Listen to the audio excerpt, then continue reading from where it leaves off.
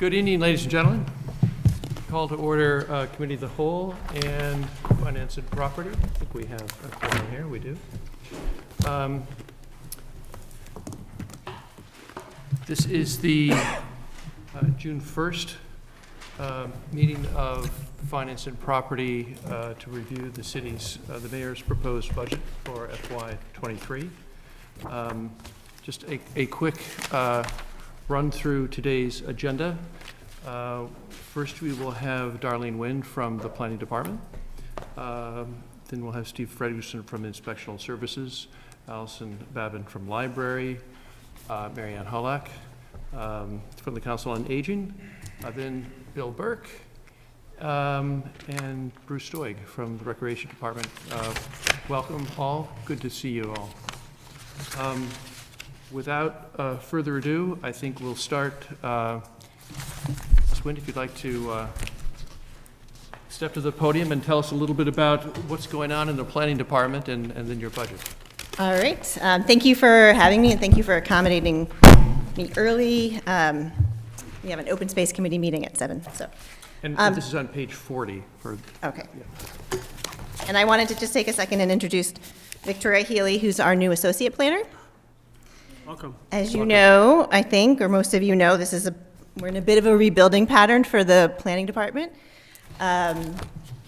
We are down 3 positions, but Victoria has filled one of them. So not everybody knows that Denise Deschamps left as well.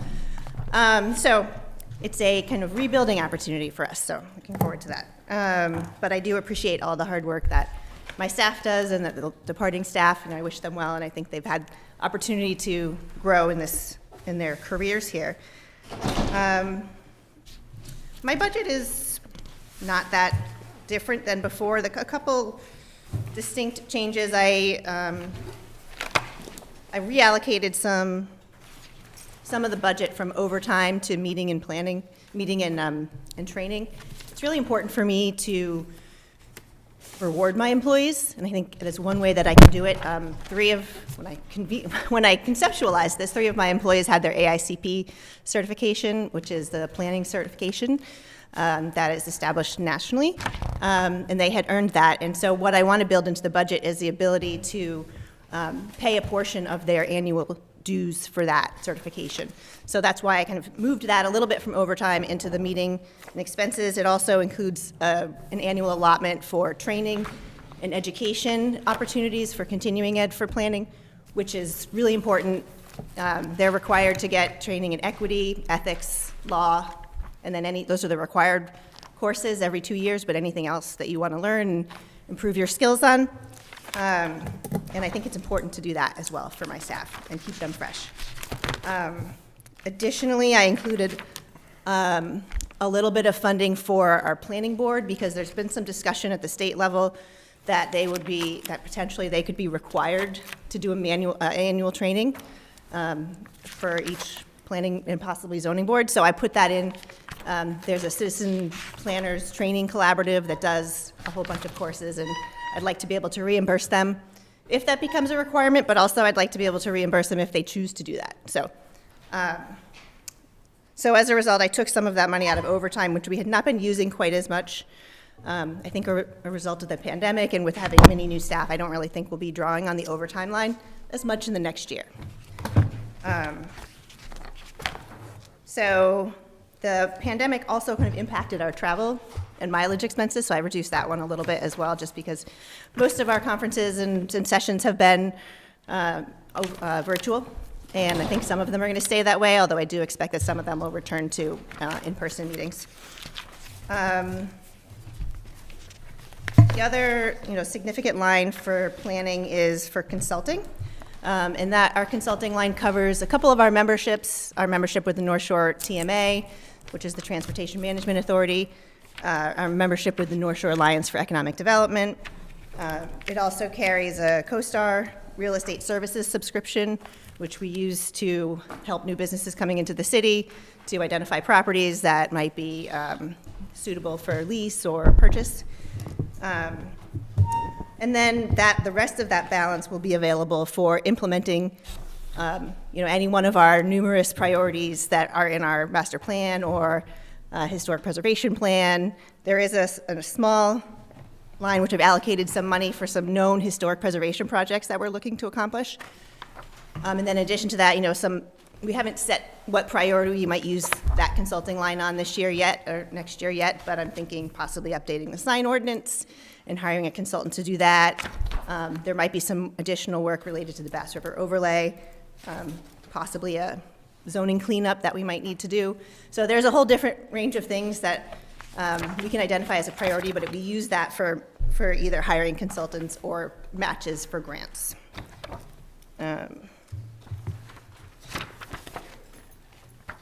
I don't know. I think that's generally the overview of and anything else you have questions on, I guess I can answer. But I think I guess the other point I would make is that for the CADA shuttle, which is in there, that is a little bit higher. We will be starting a new contract as of FY23. Their rates came back a little bit higher, which is as to be expected. It's actually every year that contract increases in rate, and then this year we did also incur a little bit of an additional fee because we added some distance and time to each of the routes, or to the routes, so in February when we changed the route. So it did get a little bit more expensive there, but so that's built in there too as well. Thank you. Members of the subcommittee, President Flowers, Councilor St. Hilaire. Yeah, I just wanted to comment on your opening comments about turnover and going through some changes in personnel, and just want to applaud you for shifting some resources to learning and development and continuing education. I think, that is a big driver in why people want to stay where they are is ability to grow and advance and do their jobs well, but also the reimbursement is something that can help attract talent. So I think that's a smart thing to do, and just want to applaud you for that, and would love to see other departments take that approach as well. Thank you. President Flowers. Thank you. Thank you very much, Ms. Wynn, and I wanted to say welcome, Victoria. It's nice to have you in the city with us. I was just curious, you alluded to this a little bit about training that planning department team members are required to take about equity and ethics, but having received the city's equity audit, also, I know each department has some goals and opportunities around access and equity, and I was just curious, is there a place in your budget where you have some plans to be able to work within your department on some of those goals? And I was curious if that would be part of that consultant line item that could go towards that, or you have other ideas about that? It could be. So I've been involved in the equity audit since drafting the RFP part of it. So very early on, and we did for our audit, they looked at the master plan. And even since the master plan, that was really about engagement. Even since the master plan, we'd already started to kind of advance some of those recommendations before they made them. Chelsea had been working very closely with Abu about language access and connecting with the schools to identify segments of the population that we haven't been reaching and how to better reach them. So I hope that we can continue to do that once we have a new DEI director on board. It's very important for us to work closely with them. We do a lot of outreach and engagement, and so I think that's a key thing for us. The other strategy that I was looking, aside from kind of general personnel goals, but the other strategy that I would like to pursue, and I still am trying to get more information about what exactly the report was suggesting, but in terms of data collection. And that's something I really think that we can do in-house for the most part with our existing staff once I have a full staff load. So really collecting data and presenting data and then being able to track it. But I want to identify what exactly, we should be collecting, and I think that is appropriate to come from our department, whether it's related to equity, but also just related to general population characteristics, housing characteristics, economics. I think that's something I'd really like to have a place where we can share that on the website and people can go to quickly and identify those types of information and kind of compare and break down the census in a more translatable way. Thank you. Thank you. Yeah, I have two questions. One on the sort of the diversity, equity, and inclusion piece related to the CATA route. If you could talk about that a little bit. And Sorry, which one? The CATA route. Okay. And how that interacts with, or if it does, and in what way it does with Apple Village. Before you answer that, though, I just want to say I'm pleased to hear you say that you're building into your budget some training, some money for training for planning board and potentially the ZBA. As a long-serving member of the ZBA, I know that, you know, on these boards, it's very helpful and very important, especially for the newer members, but also for the longer-serving members, to have an opportunity to receive training so they can, you know, bring a better skill set to the volunteer work they do. So, but if you could speak to the CATA piece, I'd appreciate it. Yeah, I mean, Councilor Rotundo, you know, was very diligent in pursuing a route expansion over the last few years. So I've been working closely with him and Abu during the time that Abu was with us to assess the needs for the Cape Ann Transit Authority shuttle, the local Beverly shuttle that we call it. And so now we have a new route. We did a survey last spring and to better identify usage and where people are going and where people wanted to go. We have a new route that goes to Apple Village every time. It also goes to Market Basket and all the other grocery stores. It goes to the hospitals. It stops at all of the housing authority projects and other low-income housing locations or elderly housing locations. It is a longer route in order to get to Apple Village each time and also to get to Market Basket, which is in Danvers, but it's just over the line. But that was one place that people really said they wanted to go to get affordable groceries. And so we're going to run that for a year. You know, we've had some mixed feedback, and some people do not like the length of the route. Some other goals would be to potentially add a second bus to help reduce the length of the route, or look at the route again, you know, late this year, early next year, to see if there's another way, any other kind of tweaks that we need to do if it's not being serviced appropriately. And the Cape Ann Transit Authority is amenable to doing that as well and taking a look at it and evaluating it, but they wanted to kind of let it run for, you know, at least 9 months to kind of see how it goes. But yeah, I mean, I think generally the goal was to improve access to the communities that don't have as ease of getting around, don't necessarily have cars. Thank you. Members of the council, other members? Yes, Councilor Corelli. So I guess to relate off of that, how is are we seeing an improvement, or how are we looking at as far as ridership goes with, or do you have a sense? It's still lower. It's still low. It hasn't really bounced back from the pandemic quite yet. They did say that summer tends to be a higher ridership time. So hopefully, you know, I just kind of want to see what happens during these summer months to see how it goes. I usually look at all the numbers in August, to be honest, when I have to do the national reporting. So I haven't actually, you know, looked at it comprehensively yet, but I can get you more information on that. No, I know a lot of the folks in some of the housing areas within ours are very appreciative of it, so that it's there and that type of stuff. The only other question I have has to do with personnel. I know we've had some conversations back and forth, and for your assistant or whatever that you're trying to hire. As I see what's being done for this next year, everything seems to be about the same. Is there talk about, as far as for retaining somebody or whatever, are we going to see maybe coming back as an increase for that one, or where do you see? If we're honest about it and we look at your level and what's out in the community and available, it seems to me we're low for what you're looking for. It is much low. It's lower than comparable positions in other communities. That's comparable, if I understand, you're probably looking more between, we'll say, 75 and 90? That's what I've seen from other positions with that level of experience. Yeah. Okay. The only thing I would add is there are a few positions that we're noticing similar situations with. So we're in conversations with the union. We're in conversations with certain departments to try to address some of those disparities that we're noticing. So you may see that in other departments as well. So if I could just to piggyback on that, and you may be able to help me out here. So where we do know some of these are there, and based on priorities, I know like with Darlene and what everything that her department has, and now they're down, you know, 3 people or whichever, and the lion's share is, you know, some things are not. Is there a priority as far as what the union's working on specifics, or is that an option? You know, it's always an option. It gets tricky with collective bargaining agreements because there's, you know, many members to a unit, so we want to do it in a fair way. But we're always looking to be fair with our employees and potential hires. So sure, this is one particular position that is on our radar, and we're working to try to rectify a bit. Thank you. Councilor Rotundo? Thank you, Chairman.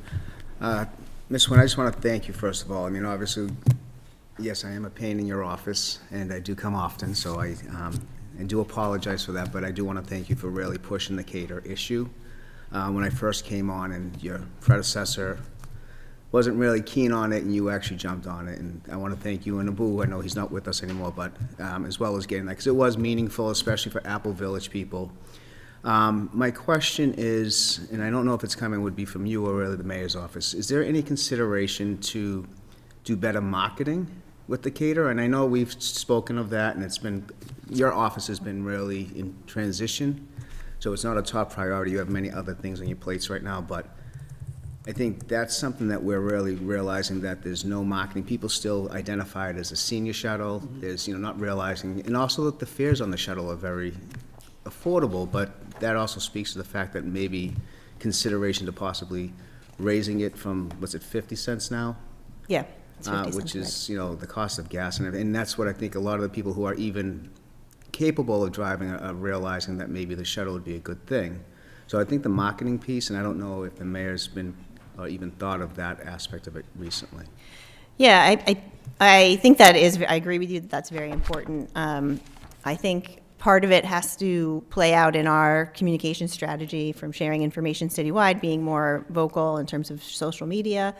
It also, as you know, that is an obligation of CADA in their contract to do some of the marketing, and their proposal this time around did address some of those, some additional marketing in a more specific way. Such as, the signs that we talked about, putting up at some of the stops, designating stops, as well as, campaigns occasionally to kind of attract ridership and grow ridership. So I hope to, as we embark on a new contract with CADA, which would be the same contractor, I believe, to have a conversation about that before we sign the contract, and make sure that we're clear on, what needs to happen. And we can do some stuff, but I think they need to do some stuff as well. All right, thank you. Thank you. Thank you. Any other councilors? Yes, Councilor Bowen? Thank you, and apologies for coming in late from another work meeting, so if you've already covered these, I will just go back and watch the tape. And so I had a follow-up question related to the shuttle service, which was just whether there has been any discussion about other types of kind of last mile transportation, like what Salem's experimenting with, or other communities that wouldn't necessarily be fixed route. We had a last mile shuttle, we were doing a pilot program before the pandemic, and that had to end early because of COVID.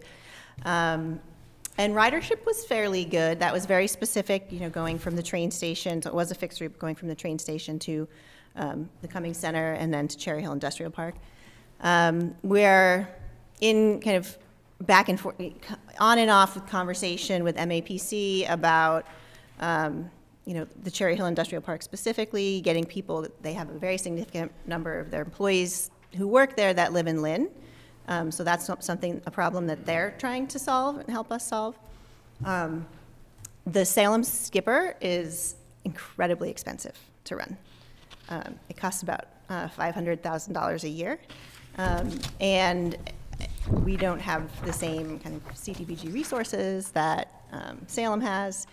And so, I've kind of bandied it about, but I haven't really found a solution to that yet. We are kind of returning to talking to, other, shared bike services and things like that. Just there's kind of a lot of those things kind of went on the back burner during the pandemic. We had a regional RFP out for bike share service, and that, all the companies kind of folded and combined with each other right at the beginning of the pandemic. So, there's a potential that might be an option we're exploring too.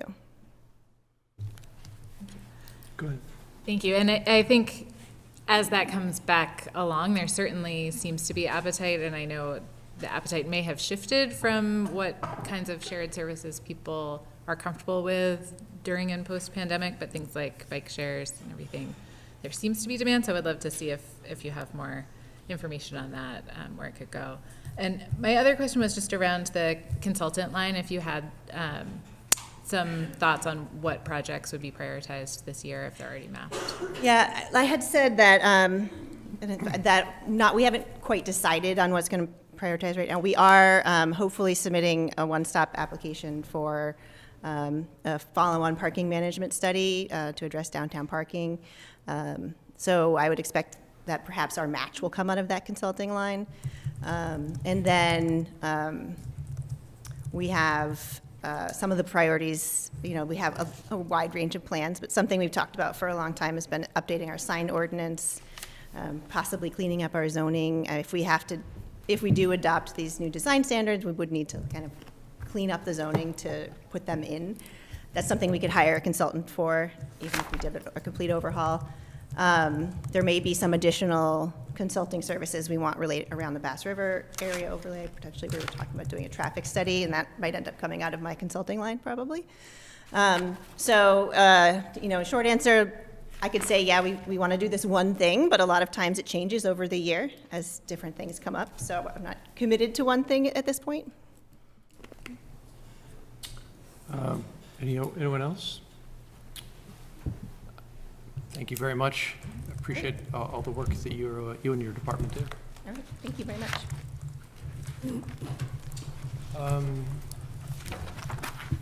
Next is Mr. Frederickson from Professional Services. Good evening, Steve. Good evening. I can attest to the need for an overhaul of the zoning ordinance, and I think you can too. Having worked with it for the last 15 years, it does need some work. There's too much left to interpret, which doesn't do the applicant very much good, because they're trying to interpret ordinances that are kind of gray in a lot of areas. Yeah. But anyway, having said that, anybody who's driven around the city can see that things are busy, and they haven't really slowed down, and there's new projects in the pipeline. So aside from that, keeping us busy, we've overhauled our permit software program, which has taken a couple of years, and it's gone from being strictly a permit program to basically handling a lot more issues with the city, tracking, land issues and things like that. So I think in the long run, it'll be a better program.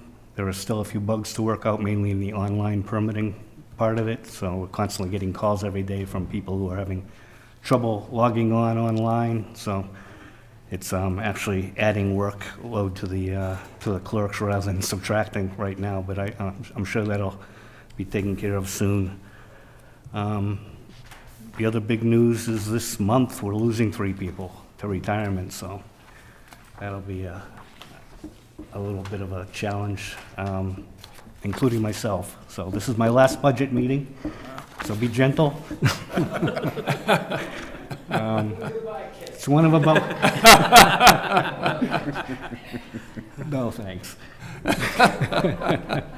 We were just talking, I think this is my 40th. Not just here, but before coming to Beverly. Yeah, so we just before 15 we years started, here. And you started in 1997 when I was still chair of the Zoning Board of Appeals. So one of these years I'll get ourselves a bit. it. One of these years I'll actually get it right. But so anyway, that's about all I have to say. If you have any questions, we can. It's a level-funded budget. There's no surprises. Some of the numbers look like they're going up, and some going down, mainly because of staffing issues and COVID issues from last year. We had to bring on some extra help in one position where we had a vacancy in another, so the bottom lines were all okay, but that's why if you look at it, it looks like one is up 40% and another one is down 20%. That's the reason, but bottom line is it's all level funded and no new requests. If I may, the staffing that you're losing, is it inspectors or is it support staff? Both. We're losing an administrative assistant to retirement, actually Friday. Day after tomorrow is the last day. We've already hired somebody to replace her, but the person who's replacing her, is also in the department, so we'll have, her position will become vacant. And then along with myself is the plumbing inspector, Steve Turner, so he's retiring. And we've actually hired a replacement for him, so there'll be,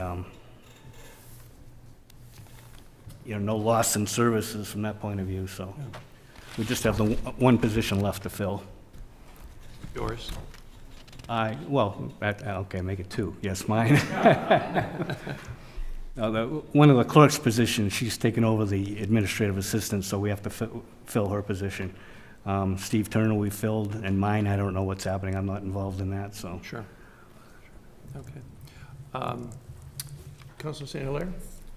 Yeah, I guess first, congratulations on your upcoming retirement, and thank you for your service. And I did have one question on page 46, but it might be better suited for Mr. Ailes, as it relates to vehicle fuel and oil charges.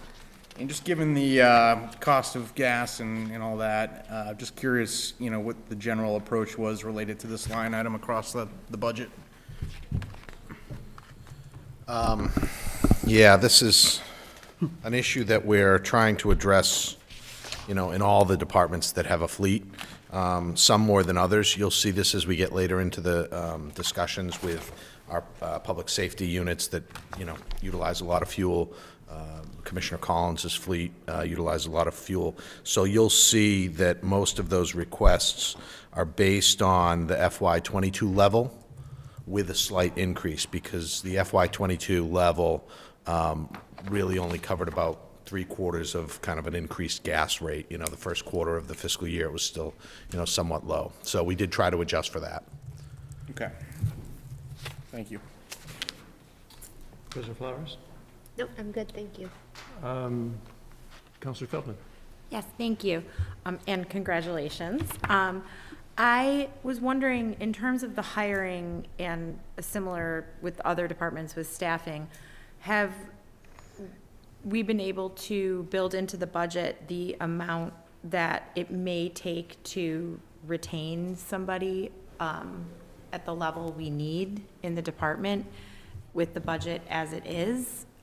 Because if it's a pretty flat budget, I just know that hiring's has been challenging, and there are some other internal goals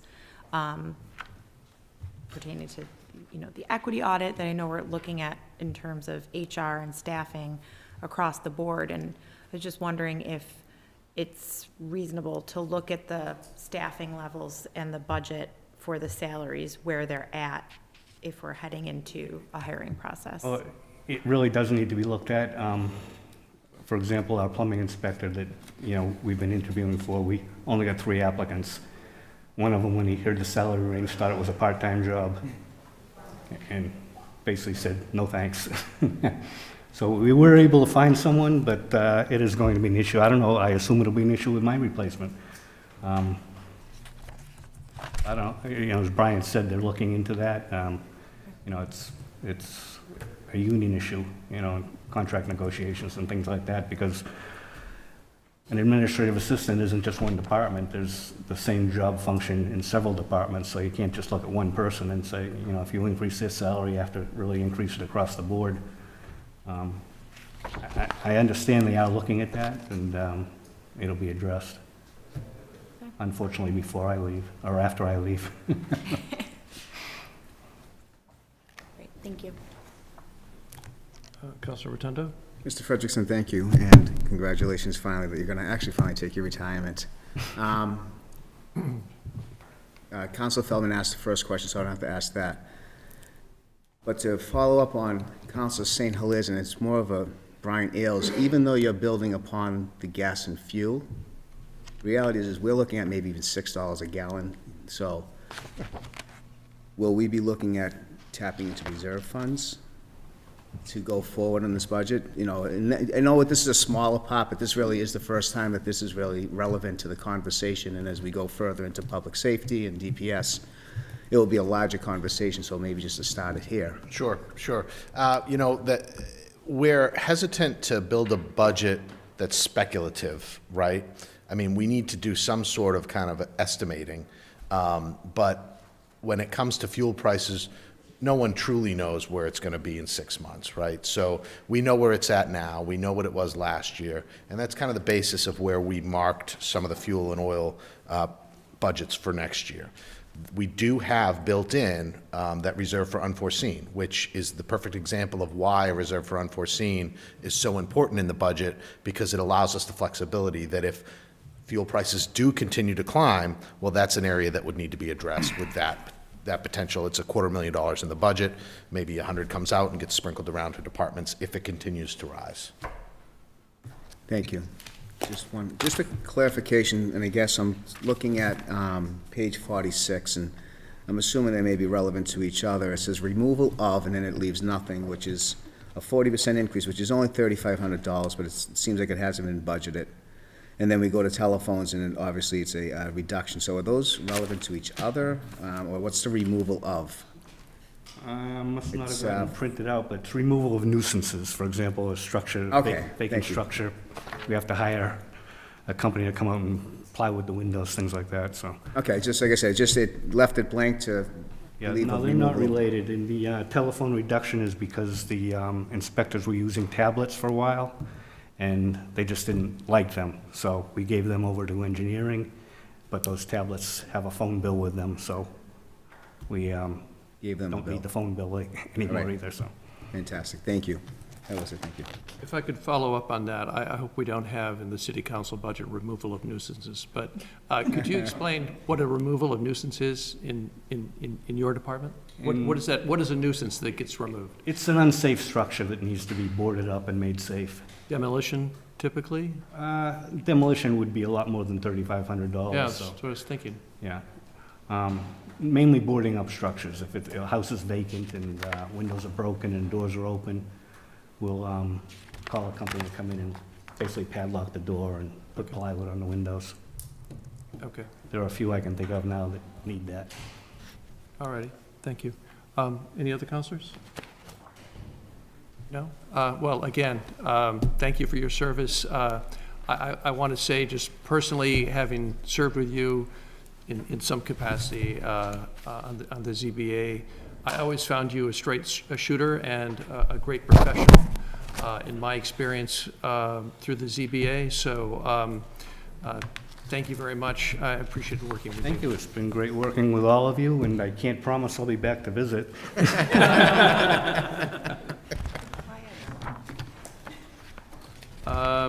Next, the library, Allison Babin. Good evening. Good evening, counselors. My name is Allison Babin, It's page 108. and I'm the director of the Beverly Public Library. I think I've had the pleasure of meeting most of you one-on-one already, but for those of you who haven't, that's who I am. So thank you for this opportunity to talk about the library and to present my budget for fiscal year 2023. I did also want to recognize that we have one library trustee here tonight, Joanne Panunzio, a long-serving trustee who has been very dedicated to the library and keeping all of our business moving forward. So this proposed budget will allow us to fulfill our mission of providing services, programs, and materials that enrich people's lives, foster a love of reading, and provide access to information for residents of all ages. The library's dedicated staff is committed to delivering high-quality service and innovating new programs and offerings every year. My department operates 3 service points: the main library, which is open 68 hours a week, the Farms branch, which is open 53 hours a week, and we also operate bookmobile and home delivery services 5 days a week. A regular busy 12-hour day for the library system involves 2 bustling buildings with story times, lectures, crafts, librarians at public service desks helping folks to do everything from fill out job applications, to using a 3D printer, to checking out museum passes, to finding great books, whether electronic or in print. And a bookmobile driving around the city, visiting up to 9 stops a day, including assisted living facilities and preschools in various neighborhoods. We have a really knowledgeable, dedicated staff with expertise not only in books, but in technology, how to find information and resources to help people in our community and to make connections between them. These staff's responsibilities expand to coordinating art exhibits, making school visits, collaborating with other community organizations, selecting diverse materials, sharing resources on social media, and so much more. Our abiding focus in everything we do is on helping people. We also manage 4 meeting rooms across our locations, which are heavily used by community groups all over the city. Annually, we offer over 600 programs for people of all ages. This fiscal year so far, we have already logged over 123,000 visits from the public to our 2 buildings and circulated over 263,000 physical items. In addition to that, Beverly patrons have borrowed over 43,000 ebooks and audiobooks on our Overdrive platform alone. In addition to the wealth of online resources that we already offer, this year we added a new platform called Newsbank, which provides online access to both the Salem News and the Herald Citizen. We're really excited about that because that expands access to local news, which is so important. We also launched a seed library so people can come in and pick up packets of seeds. We have vegetables, herbs, and wildflowers, which has been really popular. We also launched digital signage in our main library's lobby to hopefully do a better job of getting the word out about all the programs that we offer, and a collection of 20 circulating iPads. Next month, we will actually be launching a new website, which we're really excited about. So that will improve accessibility features and make it even easier to find and use library resources. We just concluded our annual survey, and I am pleased to share that 96% of respondents, of which there were 479, rated our customer service as good or excellent. Comments from the public expressed deep appreciation for our membership in the Noble Network, the helpfulness of our staff, the variety of our programming, and the access we provide, which is free of fines and fees. We always want to do better, so having that opening for public feedback was important to us. We understand now what people want, which is generally more programming, more books, and better parking, which will be the hardest one for me to figure out, but we'll try. So we'll be carrying all that feedback into fiscal year 2023 as we plan our year ahead. I did want to invite you all to 2 great upcoming library events. So this Saturday, June 4th, at the Farms Branch, we have our Farms Lawn Party from 1 to 3 p.m., which will have lawn games, crafts, a book sale, ice cream sundaes, and a dog parade. And on Thursday, June 16th, from 6:30 to 8 o'clock, we are very excited to bring back our beloved Summer Reading Kickoff, which is going to be on the Common this year. This event attracts as many as 800 people. We used to all be crammed right on top of each other in the main library, so we're going to do that outside this year. We'll have a DJ, lawn games, and giveaways, so I hope you can join us for that. It will also mark the launch of our Story Walk, which, if you don't know what a Story Walk is, it's basically deconstructing a picture book and putting it on signs and setting it up on an outdoor space so that a family can walk outside together and read the story and interact with it. So that will be launching on the Common that night as well. The picture book is called When Langston Dances by Kezia Langley. It's a beautiful picture book, so we're really excited for that. All of these events are advertised in this little guidebook, which should be hitting your mailboxes. Perhaps you've received it already. If not, you will shortly. And that tells you everything we have going on this summer, which we have many, many programs for all ages, all types of things. So this proposed budget will ensure that we can deliver the same high level of quality service and programs while remaining responsive to community needs. Most of the increases in the budget are contractual. You'll see increases in the full-time salary line, the custodian line, the overtime line, training, longevity. So those are all contractual obligations. An additional component of our certification in the state aid program is that 13% of our budget is spent on books and subscriptions, like to periodicals, online databases, things of that nature. So that needs to be 13% of the total budget. So every time other lines in the budget go up, that line has to go up as well. And not union related, our part-time staff are not unionized, but that line had to increase as well for minimum wage increases and then adjacent wage increases to those. So that's my spiel. Thank you for the opportunity to talk about the library. I could keep going, of course, but I'm happy to answer any questions that you have. Thank you very much. Thank you. your enthusiasm is palpable. I love the library. Councilor St. Hilaire? Yeah, thank you, and the programming you offer is exceptional. My 3 kids have participated over the years in many activities, and my Puggle Boomer may or may not be in the dog parade this weekend, so we're looking forward to that. So I was going to comment or ask a little bit about the certification that requires 13% of municipal funds be spent on books and materials. Is that a city law or is that a state law? It's a requirement for the state aid program. So in order to be certified in that program, we have to meet a certain level of funding. So the actual requirement overall is that the municipality has to appropriate a figure of at least the average of the last 3 years' municipal appropriations to the library increased by 2.5%. So that helps shape the total budget. And then within that, there's a requirement that 13% of the appropriation is spent on library materials. And that ensures that residents have really good access to really good materials, that the library is focused on, acquiring new books and DVDs and online subscriptions and things of that nature. So your total budget is going up 2.6%? It is a little over meets the the requirement. requirement. It more Okay. than meets the requirement, yes. Okay. That was it. Thank you very much. Thank you. Thank you. Mr. Flowers? Thank you. Thank you very much, Ms. Babin, for being here. And I always say that you can tell always the library budget was done by librarians because it's the most annotated, and I appreciate hearing that narrative. I had 2 questions, if that's okay, Mr. Chairman. Absolutely. The first was you actually mentioned in your narrative towards the end about the library being free of fines and fees, which I know was a change that happened, I guess, before COVID, but It was not by right a before lot. COVID, a wonderful coincidence. It was February 2020. I thought it was close. I'm wondering if you could just comment on, it appears to me from looking at your budget and hearing your narrative, that there has not been an impact on the library's ability to provide services, and that it, as I understood it, and I do admire this change that was made, would improve access and put more print materials in the hands of potentially our most vulnerable residents and children. But I'm just curious to hear your insight about where, if at all, you felt a pinch once you made that shift, or how you addressed it.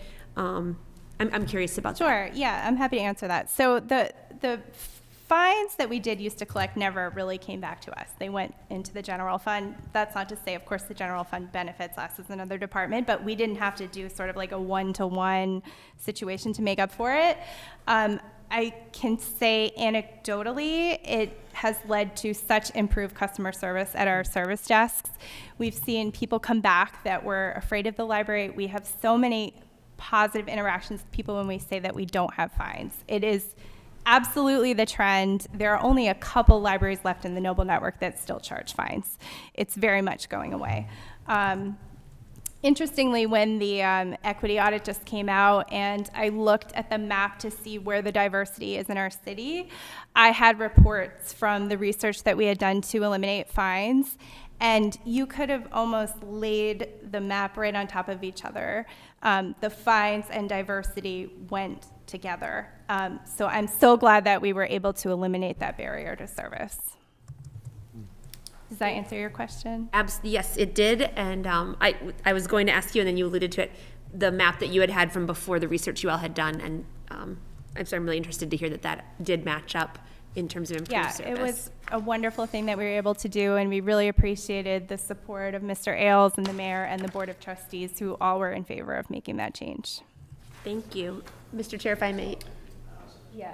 Yeah, it was about $15,000 that the library used to bring in fines. And we do still charge for books that are never returned.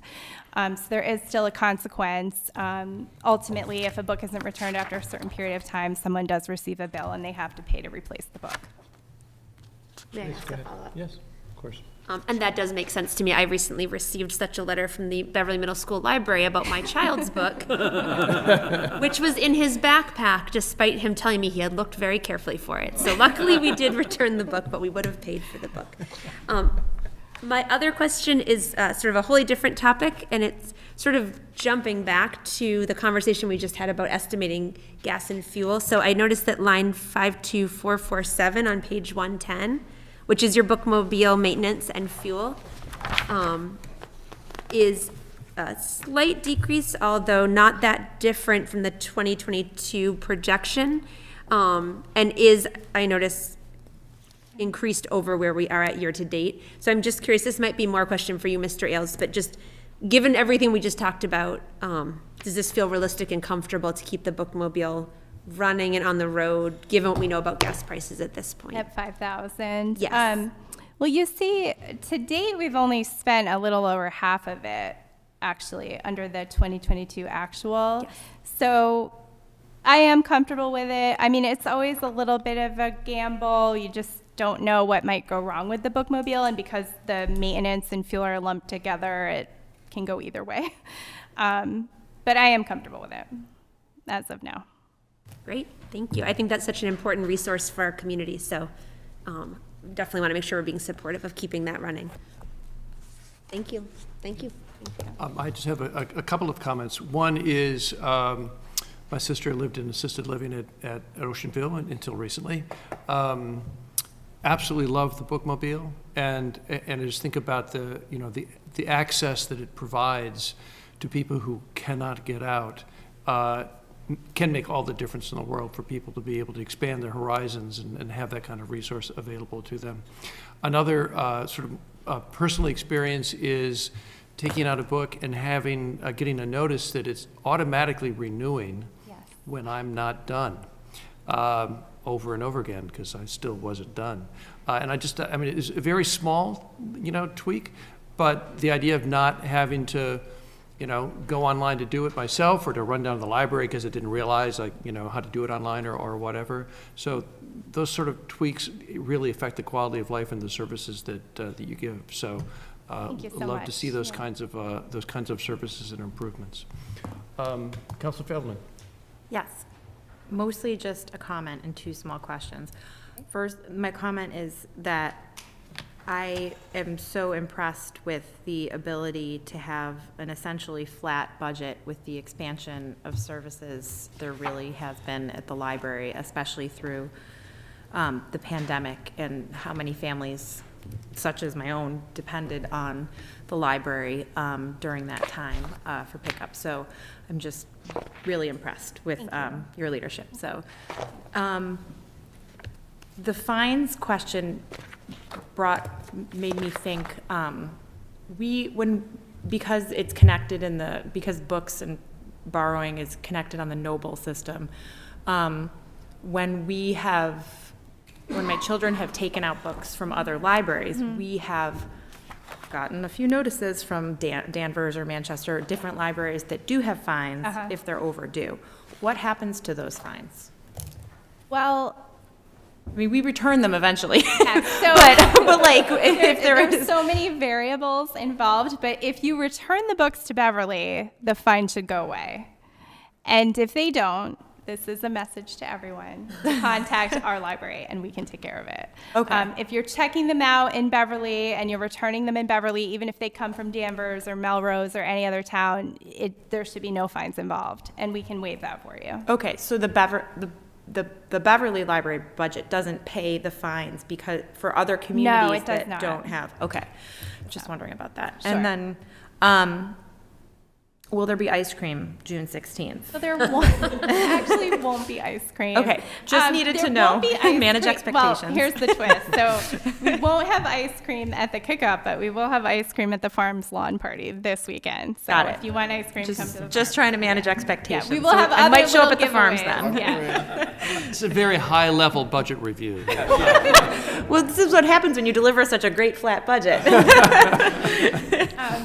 That's another good chance for me to give a huge nod to the Friends of the Library, which do so much work to support our budget over and above what the municipal budget covers.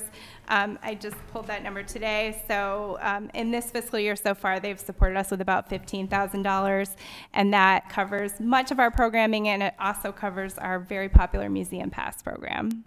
So we couldn't do it without them either. Thank you so much. Thank you. Anyone? Yes, Councilor Bowen. Thank you, and I echo all of the comments on the great work. And so I have a question that's not directly about things in this budget, Okay. but work at the library. related to the HVAC system. Yes. And that's probably a question for multiple people in the room, but would love to just hear an update on how that impacts operating and what the plans are. Sure, that might be a better question for Mr. Ailes.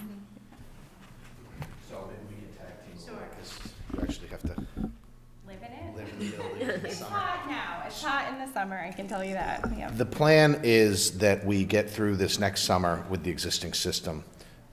We'll be presenting tomorrow to the clerk a request for funding to begin the process of completely revamping the heating and the cooling system at the main branch library. The goal with that is to, and this is a little preview of what the communications will say, but the goal with that is to do a geothermal model. We have engaged engineering firms to begin the design work, and upon the approval of the funding, we'll be rolling down that road relatively quickly. But it is a large-scale project. It will require some time. The hope is that through the initial funding that we're requesting and a supplemental request of next year's free cash, along with incentive rebates from National Grid, as well as some state funding earmarks in this year's budget that hopefully will come our way, we'll be able to complete the entire project and have it up and running. And it'll be a model in terms of a retrofit of an existing building with geothermal heating and cooling, and it'll kind of stand as a kind of test case to make sure that we're able to do it throughout our infrastructure as well as probably other communities in the area. So that's the plan. Thank you. And if I can just follow up, would that eventually also lower some of the operating costs in the building in various ways? Absolutely. I mean, it's really a win-win because there's a little bit more upfront cost. Well, there's a lot more upfront cost, frankly. But the infrastructure doesn't have the same type of life expectancy as a typical system. So we don't even know how long these systems can go because they haven't been tested yet to the extent. The estimates are putting it at 50-plus years before we need to really start replacing the ground wells and stuff. So over the life expectancy, it ends up being more cost-effective, but the dividends that it pays to our environmental impact are just, you can't even measure those practically. I'm sure Arena could, but it's just, it's a no-brainer in many regards. Thank you. Councilors, anyone else? Thank you very much. Thank you very much. Good to see you again. Till next year. You're not going to check out a book till next year? Budget review. You're not going to the library? Next up, Mary Ann Holack, Council on Aging.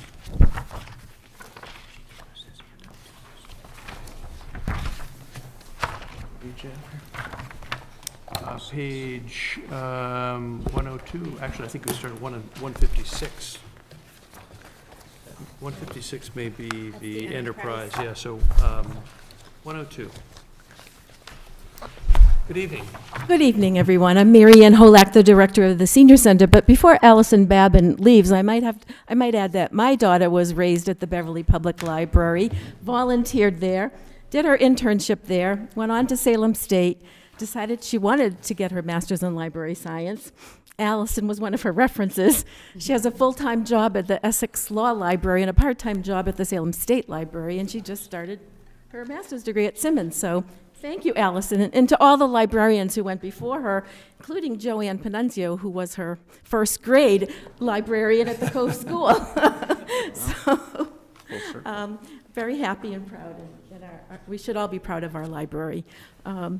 And we should all be proud of our senior center as well. I certainly am.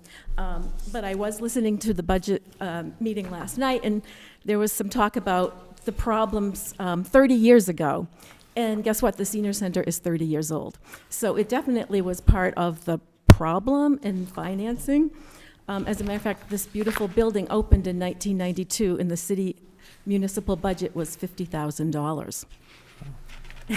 And so the Friends of the Council on Aging thought that they were in charge of the building because they actually were raising the money and paying the bill for the lights and the and the heat. So, and they managed to go through 4 directors in 5 years, And then the city started to finance the budget in the building better, but our state aid has always paid for things that in other departments are paid for by the municipal budget. So every service contract that I have in the building comes from my state grant, not from the city municipal budget. So that's just an example. Some of my staff are paid for part-time out of that state budget. So we're lucky to have that state budget, and I can talk a little bit about that afterwards. But I did provide just a little bit of data.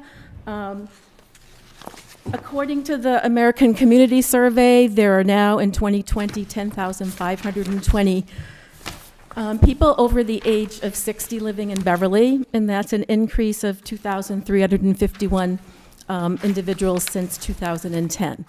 And that state grant that we get is a rate-based contract based on the number of seniors. And Senator Lovely's not here tonight, but and Jerry Paracella, but our state formula grant is still based on the 2010 census. So we are getting the same amount of money. We've been level funded now for at least the last 2 years since these census numbers have been around. And hopefully they will change that in the next budget year, but the rate could go down to cover, we may not get less money, but the rate could go down to accommodate that increase in the numbers. So I think we just have to pay attention to that. And, you know, you can see the breakdown in the ages. We're serving people who are 60 years old all the way up to people who are over 100 years old. As a matter of fact, this is my favorite story of the last week. We had shredding day last Saturday, and a 100-year-old welderly drove herself up to the parking lot with her couple bags of shredding, came striding over to say hello to me. We took a picture together because she really is a welderly. And she said that she was trying to stay out of trouble so her 80-year-old daughter wouldn't have to worry about her. So that's my best story for the night. But anyways, people are living longer lives and happier lives. And we're talking about transportation earlier. People are not giving up their licenses either. And there was that 100-year-old still out there saying, "Oh yeah, I drive to New Hampshire and Maine still as well." So, I think transportation is an issue throughout the city, and it is for some seniors. But there are many seniors who, if the transportation was more accessible, they might decide to give up their licenses. But nobody's deciding to give up their license. Basically, that's what I'm seeing. And I think it was last year I followed somebody out of the building who I knew had lost his license and watched him get into his car and drive off. So then we did a social work visit to his house after that.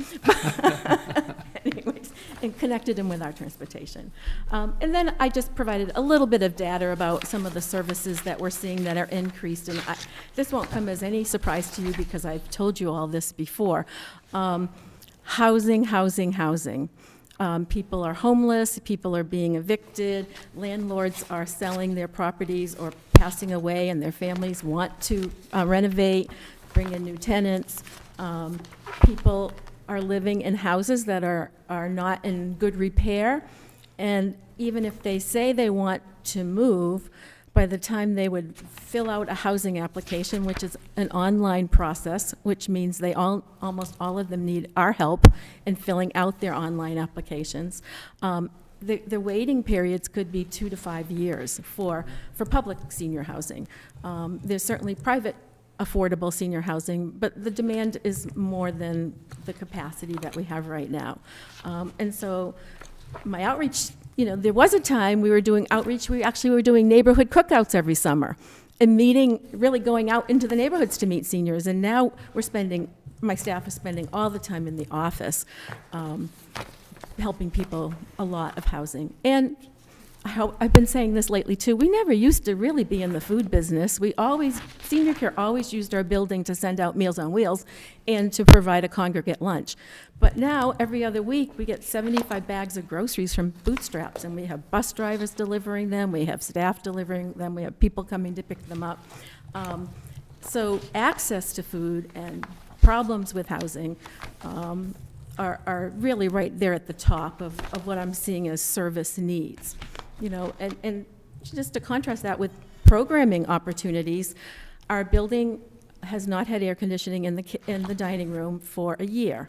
Last summer, that was okay because we weren't doing lunches in the dining room. We were doing grab-and-go lunches. We were doing activities outside. We've moved everything back inside, and I've already started getting the complaints that the dining room is too hot.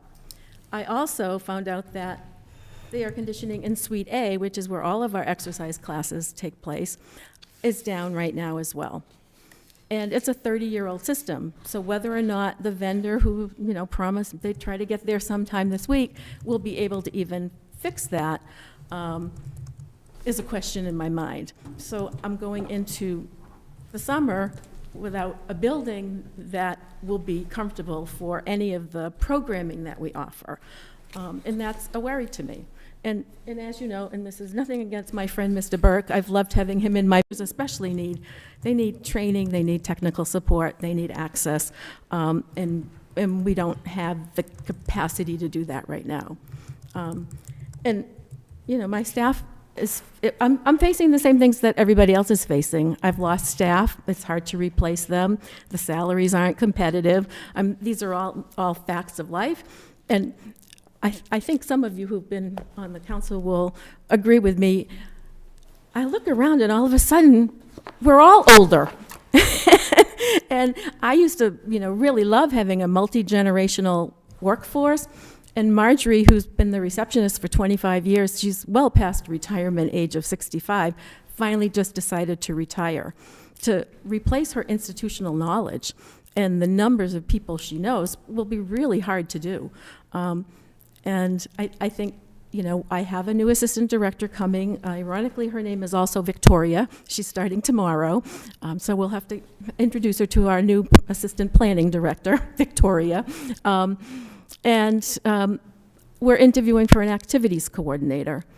I've been really lucky because Bill Burke from the school department retired and has been working in our transportation department for the last couple of years. But he can only work 960 hours this year before it would affect his pension. So he'll be leaving us at the end of August, and then I'll have another vacancy for a transportation coordinator. And again, I look around my staff and I'm like, what happened to my multi-generational workforce? We're all older. It's a tough time, I think, for everyone. And we're doing the best we can, and the seniors still, you know, want us and need us and want us to do more. And it's been a challenging time, and I think it will take a little bit, at least another year or two, to get beyond the pandemic and people's, you know, response to that. But we're going to need to address our building problems to be able to be a full-service senior center that we've always enjoyed. And pre-pandemic, my best days were there were 200 people in the building. Those were my happiest days. We have about 60 to 70 people coming into the building now, but we're doing a lot of other things out in the community to try to increase those numbers. And, you know, I think my budget is pretty straightforward. You asked about fuel costs, and I already know we're underfunded in this year's budget because they haven't billed us for April, May, or June, and we're already over that budget. So this is the month we talked to Mr. Ailes about moving some money around. So hopefully I have some money in a couple of line items where I can pay for those fuel bills. But I do think it's just an expensive transportation service that we provide for a small number of people. I think I'll stop. I could go on and on, as all of us could, because we love our jobs. Thank you very much. Councilor St. Hilaire? Yeah, thank you, Ms. Holak, for the comments as well as for the presentation. I always find that helpful. Your total budget looks like it's going up 6.9%, which is one of the larger departmental increases this year. And looking at it, looks like it's staff, you know, increases in part-time, full-time, overtime. It's the fuel we talked about, the gas for vehicles, but also for the heating of the building. And then it's building maintenance up 40%. And I guess, given what you mentioned about the age of the facility and the issues that you're having, I guess my question would be to Mr. Ailes, where does this fall in sort of the capital plan? I know we've talked about the library HVAC, we've talked about City Hall. I haven't really heard a lot about No, it's the in there senior because center. the mayor and I talked about it at my budget meeting with the mayor, so I know it is in the capital budget someplace. Good.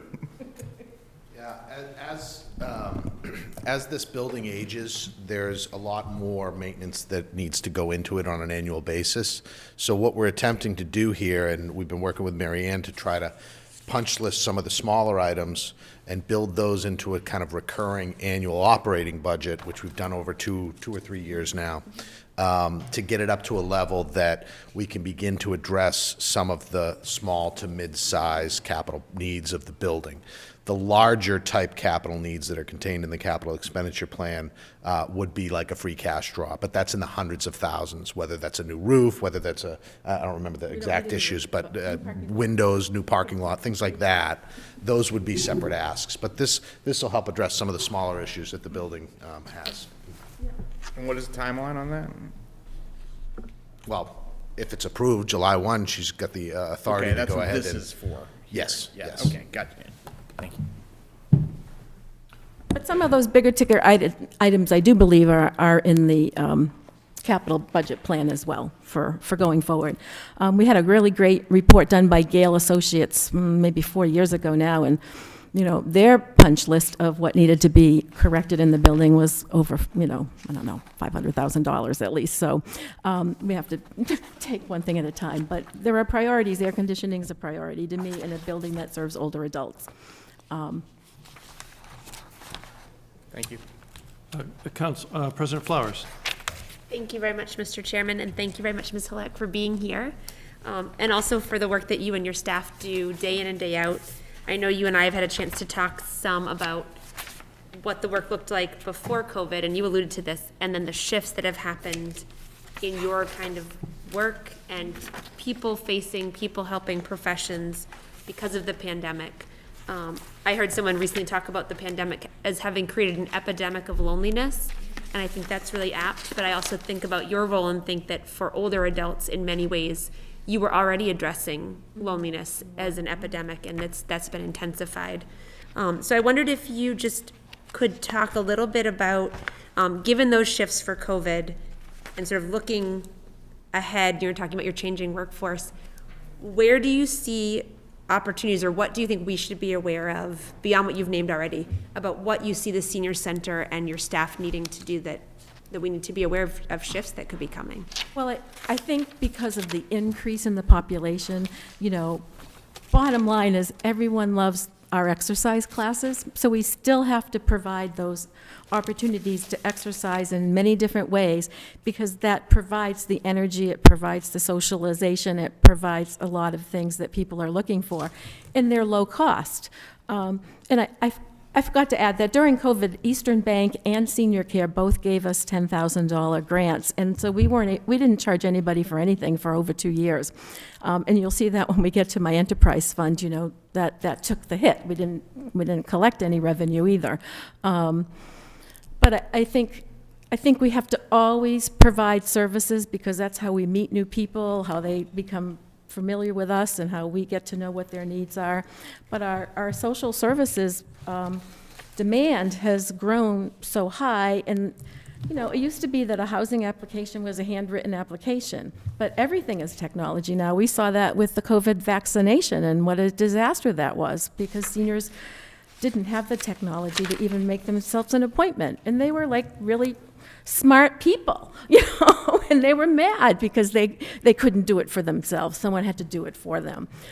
So I feel like we need to do a better job of providing technology resources and training and education and support. We have always been lucky to have wonderful social work interns from Salem State and from Gordon College. Sometimes we have a hospitality intern from Endicott, but we can't count on those every year. So when we have them, they're bonuses and they're great. But when I look around from COVID, we didn't really have any of those extras, and it's really a strain on the small staff that we have. Did that answer your question? I'm not sure that really answered your question. No, it definitely did. I think it's helpful just to keep in mind as we're looking at this budget for FY23, also just thinking about I expect from what you said, though, these will continue to be ongoing shifts. Yes. And an aging population, and so I think that's something that we need to bear in mind. Yes, to absolutely. support this The projection is resource. that by 2030, that 30% of Beverly could be over 60. People love to live here. They're aging in place as best they can. Thank you very much, and I'll just say quickly too, I have had the chance to do some counselor drop-in hours the first Monday of the month at the senior center, so I've had a tiny window on how much you and your staff do, but it really is, even as we're coming out of the pandemic, I know you have far fewer people coming and going than you once did, but such an important touchstone for so many people, and that's been clear, so just thank you to you and your staff for the work you do. Welcome. Thank you, Mr. Chair. You're welcome. We'll get to the enterprise fund discussion after this, after we have general questions. I wonder, Mariana, if you could just elaborate a little bit on the issue you referenced in terms of housing. And I gather you see that as primarily a demographic problem as opposed, well, I don't know, if you could just elaborate a little bit on how you, the lens through which you see it at the senior center. Well, I think people are going without repairing the things that need to be repaired. Last summer, I got a call from somebody who had like an $800 water bill, and she didn't know why. Well, it turned out that she needed a plumber to come in because her toilet was running 24/7. And the water department was really great about adjusting her bill. But she was panicked. This woman was just panicked. I can't pay an $800 bill. How did I get an $800 bill? So I think, they can't find the contractors to come out and help them. They don't have the money for them to come out and help them. And so they live in substandard conditions. And, when they get really bad, it's Steve Fredrickson and Mr. Burke's departments that are trying to decide, what is the best solution. And we typically work with senior care because there's usually a person who's living in those conditions. But it's hard to see it. It's just hard to see it when it happens. I know we have an issue, Yes. ongoing issue in Ward 4 Yes, that way. yeah, and that's a person. And I used to walk my dog down that particular street, and I asked about the house way before you asked about the house, but he hadn't turned 60 yet, the person. Yeah. But the years have gone by, and now they're older adults, and they don't always have the ability. Yeah. Well, I guess it's not so much a senior center issue, but more globally, people are living longer in their own houses. Absolutely. As opposed to turning over, so the housing stock goes down, housing prices go up. Yep. So it's a much larger manifestation of that problem. Absolutely, yeah, absolutely. Thank you. Councilor Sweeney. Thank you, Mr. Chairman, and thank you, Ms. Holak, for taking the time to give us this presentation this evening, and I certainly appreciate that you guys have been ramping up activities, and I was fortunate to join in on one of those activities a couple of weeks ago, one of the walks in the woods, so I appreciated the invitation there.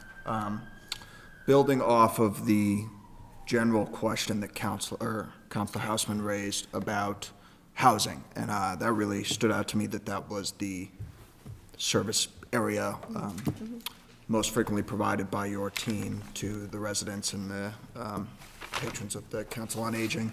I know from my vantage point at the state level as a state employee, I see that there's a lot of housing-related funding that has come as a result of the larger federal pandemic relief. Right. I think of the Homeowners Assistance Fund in particular of, there's funding available at the state level, and the challenge is connecting those in need in various communities like those in Beverly with that funding, where they may not be aware that, those struggling, some of the problems that you mentioned. So I guess some smaller questions in this larger theme is, have you noticed there is a little bit of a disconnect between funding available at the state and federal level and what folks who are, involved in the senior center realize that they can access? And then also, is there the potential to maybe utilize some ARPA funding to help Yes, I was hoping that the ARPA funds would allow, and I know Ms. Nguyen as well, talking to the mayor about, we really could use a housing specialist, even if it's not a permanent position for the next 2 or 3 years, to connect all the dots for all the resources that could be out there that we're not tapping into. Megan O'Neill, who used to be the director of the Beverly Y, is now the director of Habitat for Humanity. They actually have a program called the Aging in Place Program. So they actually send an occupational therapist into a home and evaluates whether or not the homeowner is safe and appropriate to be continued to be living in that home, and if so, what improvements need to be done. And then they use their Habitat volunteers to go in and make the improvements. So, this was a year ago. She said, we'd love to come to Beverly, but we need the financing to do that. That's one program that I know of that could potentially do some of the work. Some communities use CPA funds, I think, for handyman services. And so again, a housing specialist could also develop a handyman program. We have a hard time just giving out names of, random people that we don't know, but, a housing specialist could work with a group of contractors who would be willing to go out. Gary Moffey, who has his own remodeling business, is very interested in helping, and he's an aging in place specialist, universal housing design. So there are people in Beverly who are willing and able to address this problem. Bootstraps wants, and of course they do. They just got a big grant from Cumming Center for case management, because they're working with as many seniors as we are working with on housing issues. So some older adults go to Bootstraps for their help. So I think we have to face, the city did a housing study, I don't know how many years ago now, but I think we have to face that, something has to click and get going on housing. Thank you. Councilor Rotundo? Thank you. Your budget is calling for an additional position, correct? An additional part-time position. Right, half position, Yes. outreach. So 2 things. One, what do you have in mind for that position? But also the fact that we're seeing that there's an issue with attracting candidates. Yes. Is it something you think that's actually going to even be able to be filled? Well, yeah, that's a hard one. I'm like hoping that it might be somebody who only wants to work part-time when their kids are in school. But it really is to take on some of the lower level functions that all of my staff are doing now. They're upstairs on the 2nd floor collecting money for classes. They're signing people in. They're redirecting people to where they need to be and who they need to see. And it would be just nice to have one person, kind of like the reception desk here at City Hall, that has been so helpful to a lot of people coming through, that we need a presence like that on the 2nd floor as well. And then, we have one activities coordinator who's trying to drive that whole thriving activities program that we're used to having. So it would also be to support that person. So kind of like a utility person. I though, think you'll be so. having I them mean, moving all those, I not was real hoping, defined. and Marjorie, she's going to be really hard to replace, a 25-year employee. She was there through it all, through all those years of turmoil. I hope that I brought some stability there that wasn't there before I got there. So after 17 years, I hope so. Thank you. Thank you, Ms. Horlock. You're welcome. Councilor Feldman? Yes. Thank you. I just had one quick question. We talked about how the census numbers and the amount of individuals that we're serving with people living longer and needing the services at the senior center and the growing population.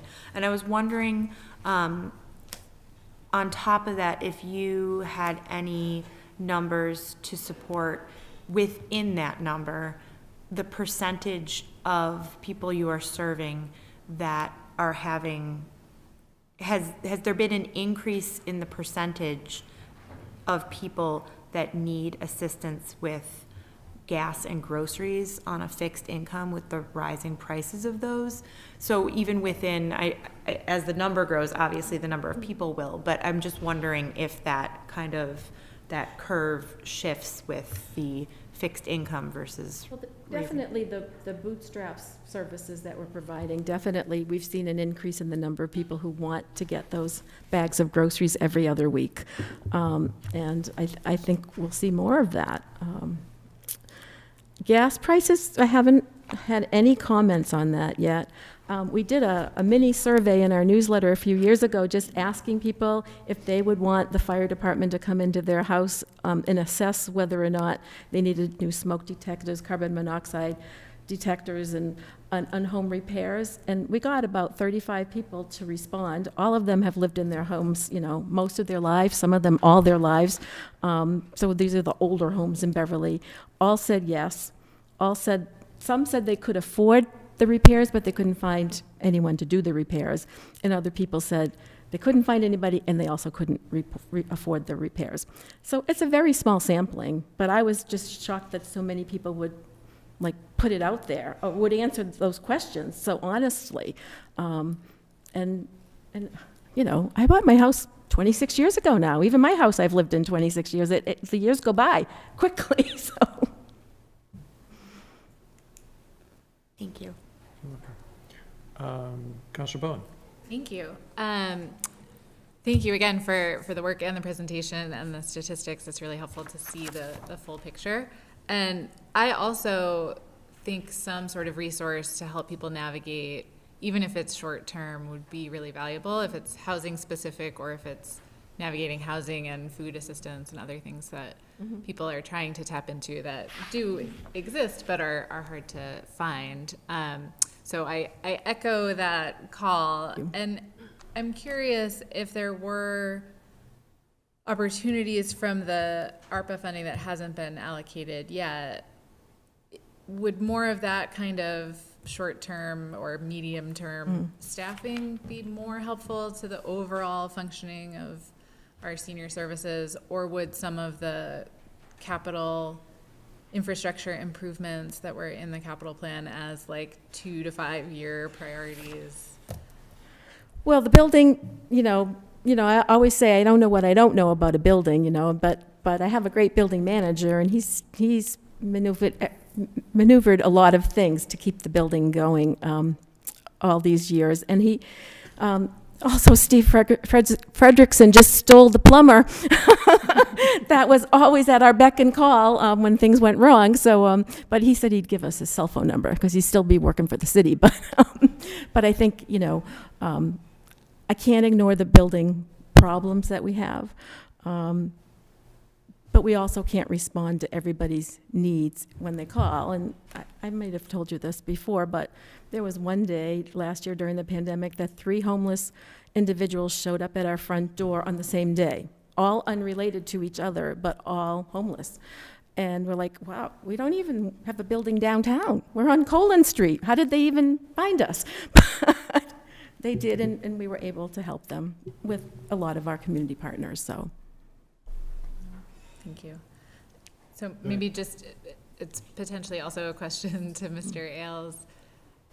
I know the big picture mapping of how some of the ARPA funds can be used is continuing to evolve, but either in the staffing conversations or in the infrastructure conversations, are these kind of services specifically for seniors or centralized in the city that would also benefit seniors, still part of the conversation?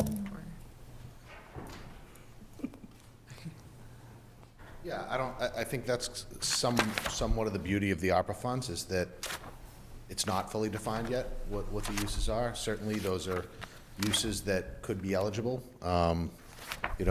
We also try to look at the overall resources of the city, ARPA being one, stream of revenue, and the prioritization of the needs across not just senior center, but all the departments, right? And how you balance those, given the resources we have. So, of course, it's always a conversation we're willing to engage. We'll probably due for another ARPA update soon. I am happy to report we made a job offer to an ARPA manager this morning. So hopefully that works itself out, and we'll have someone on board shortly to help with some of that work. But always open for the conversation. All right. I put in my ARPA request very early in the process, so I'm still waiting, but hopefully there will be some good news from that as well. Why don't we move to the enterprise fund then, on page 156? And I know I said that our enterprise fund just took a hit the last few years because we did not bring in much revenue except for some private donations. So we're trying to rebuild in the next year. We are funding this budget with what Brian will say is a healthy fund balance, but we're hoping that we don't have to use that amount of the fund balance for programming. We're kind of behind on planning of Senior Day in the Park, but we did just send out sponsor letters this week, so hopefully we will find sponsors who will support that event and cover the costs and maybe, you know, bring the revenues back into that particular line item. We haven't done any trips to the casinos or really any place else, but if we can start adding those back in this year, that will be a little bit more revenue as well.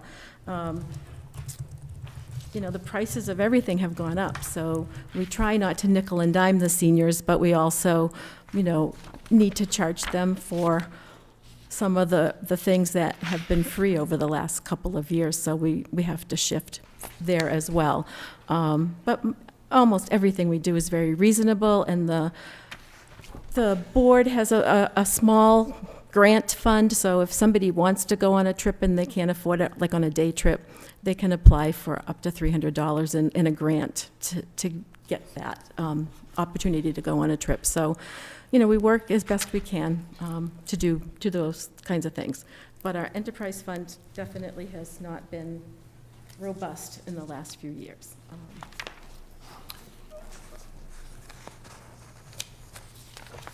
So I have a question, and maybe it's much for Mr. Perry or Mr. Ailes as well on the enterprise fund. In your presentation comments, I think you make reference that the state rules only allow balanced budgets based upon revenue generated in the past year, and that's a low number due to COVID.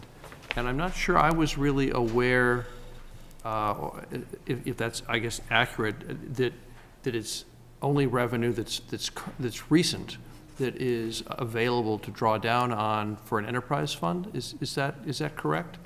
I can't read that, but generally, you're going to see this in the recreation enterprise budget as well.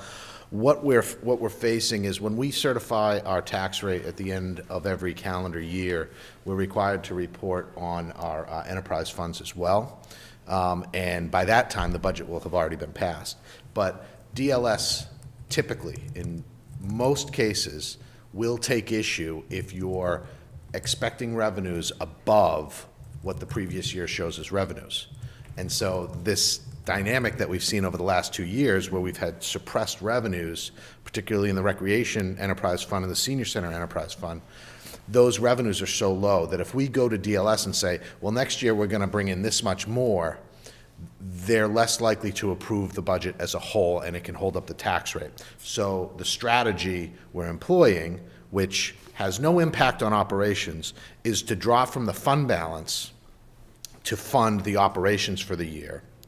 And then as revenues come in above what we've projected, it goes back and replenishes the fund balance that we've drawn on. So it's a net impact operationally. Mary Ann's still able to operate the enterprise fund as she typically would, and DLS won't take issue with it because we're relying on the fund balance. The fact that we maintain healthy fund balances allows us to do that. If we didn't have healthy fund balances, we'd be in real trouble. Because we wouldn't be able to grow revenues and we wouldn't be able to rely on the fund balance. So we're actually in a fortunate situation and able to manage through that.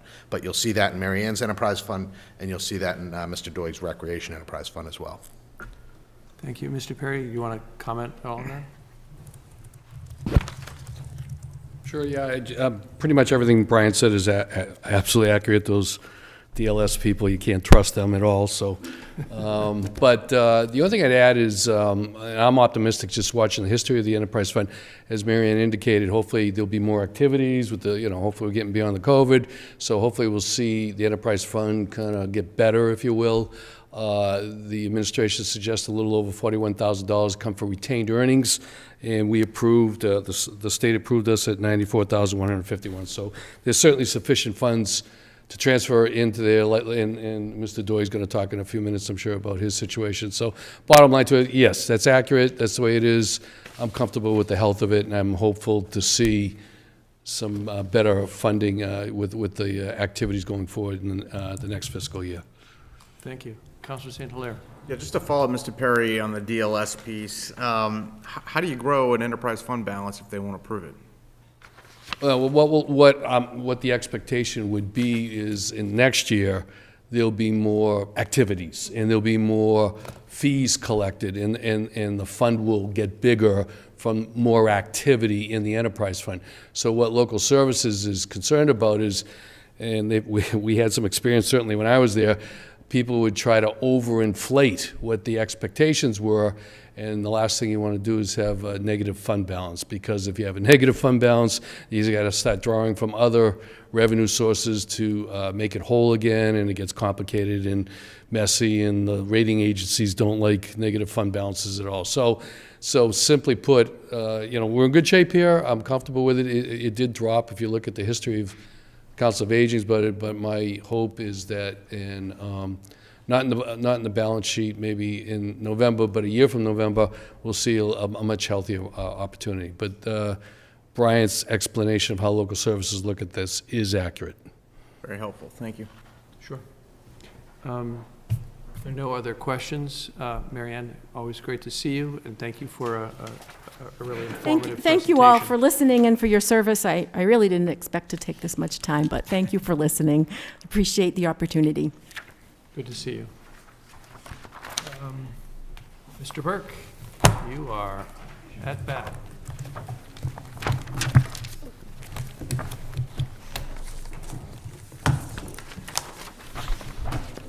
Good evening. And this is page 98. Yes, page 98. Yes, good evening, Council. We're not immune to staff vacancies as well. We're currently down our one and only full-time admin person and still have one of the two inspectors' positions vacant.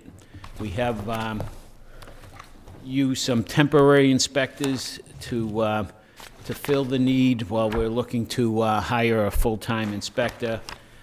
We've advertised we'll be conducting interviews in the next week or so with candidates for the full-time admin position. This is the second time we've had to fill that in the last 3 years. One employee retired during the pandemic, and again, the inspector left for a $30,000 increase in a job that I originally stole him from. So,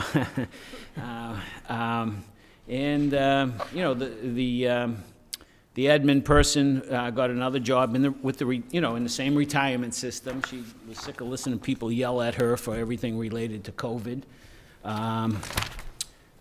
So that's where we're at. Again, I've made the case about some of our professional staff with nursing licenses and sanitarian licenses about doing something. We certainly have the constraints of union employees, but we're in this kind of dog-eat-dog world, so, you better pay them or someone's going to steal them, because that's how I'm going to find some. That's where we're at. Public health workers faced all the same issues that you see medical people facing, mental health issues, PTSD, and other things that walking away from it in droves. So, it's a bad mix. And there's people out there willing to pay them a lot of money to do something else, just like travel nurses and everything else. They'll pay people double to come in, and in fact, even to get nurses to help out, still using them for following up on COVID cases and assisting. The going rate, even for temporary inspectors, $50. So that's, That's $10 more than we're paying our union people and about $2.50 less than I'm making. So I just throw it out there. I know you know the cold, hard reality. I think Mr. Ailes, and I didn't even realize some of my colleagues are facing just as bad as case. So, you know, obviously we'll get through it. We got through the last 2.5, and we'll do it. Essentially, this budget is, you know, essentially level. You know, there's a couple things in there. So maybe what we'll do is, instead of me going over it, I'll just open it up if you have questions and deal with it that way, if you don't mind. Okay. Counselor St. Hilaire. Yes, thank you. I just had one question on the vehicle allowance line. Union vehicle allowance increased $50 per month, 25 per vehicle. Is that specific to a union in the health department, or is that something that's more broad? Well, the vacant inspector position would drive their own car in the public health nurse, so they got stipends. Yeah, they are specified. Okay, in so the it's union specific contract. union. Yes. Okay. And just with the price of gas, I look to bump it up. No, it makes total sense. I just, I saw those comments there, and those were, I didn't see those in the other departments, so I was just curious if that was unique to your Yeah, department. we don't have a fleet. Thank you. President Flowers? Thank you. Thank you very much, Mr. Burke, and I think, sensitive to, and I think we all are, the demands on your department over the past 2.5 years. The pandemic certainly affected everyone, but your department was on the front lines of that, so thank you for that. I wondered if you could talk a little bit about, on page 99, bottom of the page, line 52934, which is insects and rodents. There's obviously a significant increase that's being proposed for FY23. This is something that's been a conversation across the city, of course, about how we address rodent mitigation, particularly pest mitigation. So I'm really pleased to see this increase and this investment, but I wondered if you could just talk a little bit about what, if any, sort of concrete plans this might include that you know of so far. Well, we've been, you know, as you know, the council, you had a meeting here about a year ago, I think, with the public, and unfortunately, I think I missed the one with National Grid a couple of weeks ago. I was out ill. But obviously, we've had concerns, you know, increased activity. You've heard it, we've heard it. You know, this money here is, you know, the details haven't been all finalized because it isn't just a health department issue. It's working with the mayor's office and other departments. So, you know, this is, I believe, the attempt to put some money in the budget so as plans develop and get ironed out or go to be implemented, there is a funding source. So, sorry, there's not much more details at this time, but I know we were, Jocelyn, the mayor's chief aide, had set up a call today. We were on this afternoon with the people with those smart boxes, you know, trying to get a little more information on that. So that's, you know, obviously, you know, this issue is still there. We've made a pretty good effort, even with the staff we've had, to I sat in on a call with Jocelyn as well with one of the neighborhood groups, it might have been February, and then we tried to address some, you know, smoking guns that they, you know, made us aware of and have worked to get those issues done. But again, it's, you know, it's a problem everywhere, not just here, and a lot of times it requires diligence and you know, everybody to cooperate. You can't just bait or trap your way out of it. It's, you know, the whole idea of integrated pest management, you want to use as less poisons and rodenticides as possible. And again, even if you use them, you don't want to just wait for the next batch to come in because you still have conditions. So I don't want to spend a lot of time on that, but that's kind of the, you know, to answer your question, that is the genesis of that money there. Thank you very much, and I guess I should have said, just for anybody who might be listening along or watching along, that the proposed increase from $6,000 to $50,000, I think, is a significant investment, which I'm very supportive of, given all the conversations we've had, meetings we've had. And I appreciate, too, that you just mentioned minimizing or hoping that we can minimize use of rodenticide and poisons, and that's certainly my bias. And happy to continue to work together as a city creatively about how we can address this problem for our residents and in our community, and do it in a way that really honors and takes care of our environment and other animals in the ecosystem as well. So thank you very much. I'm And very thank- supportive thank- of that investment. And thank you as a council for your support on that, too. Thank you, Mr. Chair. Yes, and I just would like to echo President Flowers' comments in all regards. Both very pleased to see this increase, see the administration and your department's increased attention to this particular issue and trying to come up with an integrated pest management approach, as well as sort of the more ecologically friendly way, hopefully, proves to be the case in terms of these smart boxes as a potential approach to helping us address this issue. So I just want to echo those comments without any further comment. Anyone, councilors over here on this side, any questions? Councilor Bowen? Thank you. I would echo the support for the rodent program as well, and really looking forward to seeing how that shapes up. Wanted to just build on one of the things you mentioned in discussing that the health department needs to work really closely with other departments across the city for any of that work to be successful. And I think that's probably true of many of your tasks. And so was hoping you might be able to just point us to other pieces of the budget or other programs that your work depends on, but that actually happen in other departments or are funded in other departments.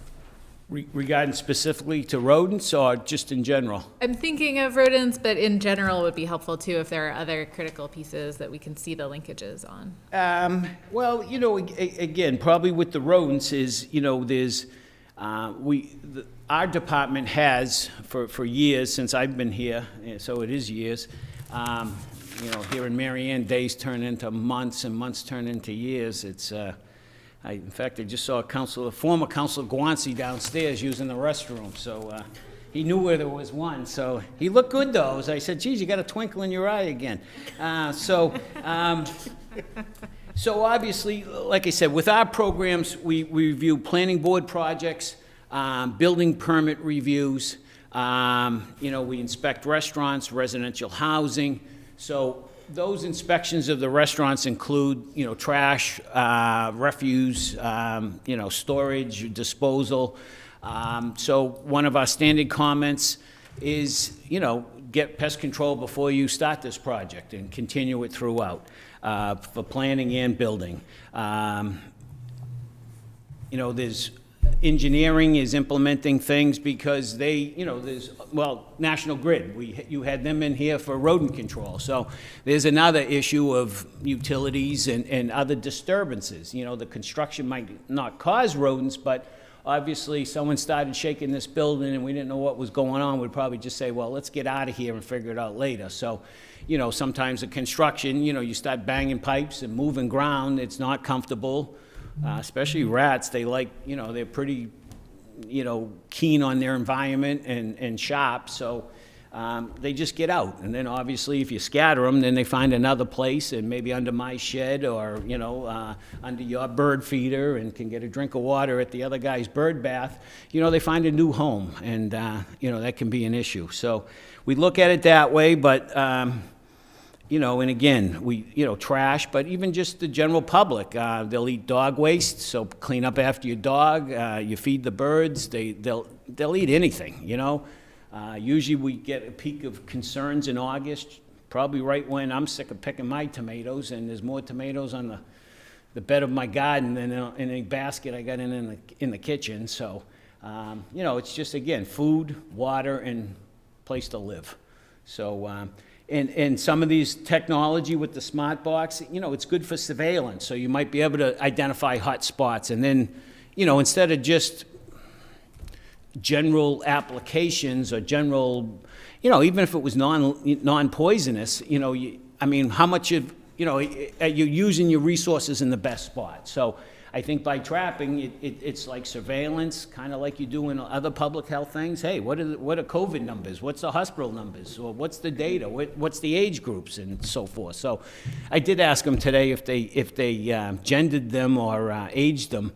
And they said they do roughly, because, you know, if you're only getting juveniles, that's one thing. How come you're not getting the adults or the females of, you know, litter age? And, you know, and they they propagate prolifically, so, yeah, so that's how it all comes together, the long and the short. But again, we deal with a lot of the complaints, and, but again, utility work or work, you know, if there's city projects, we do the same thing, the middle school, the high school, rodent permits. Pest control is part of their building permits, excuse me. If I may. Go ahead. One more animal-related question, which is just if you could point to whether there is enough support you feel in this budget or sort of where it shows up for the inspections that are needed and follow-up on other types of domestic animals or farm-type animals in the city. Because I know there have been both high-profile and sort of behind-the-scenes increases in people keeping chickens, other sorts of near-the-house urban agriculture mix of activities, and just wasn't sure if that increase is matched in capacity yet. Again, we're in charge of how many restaurants do you have in town? How many schools serve a lunch? How many temporary festivals do you have? How many housing units? How many rec camps for children? How many beaches? How many swimming pools? It doesn't stop, you know? It doesn't stop. I mean, every general nuisance, you know, it's, again, we're never on top. We'll never be on top, you know?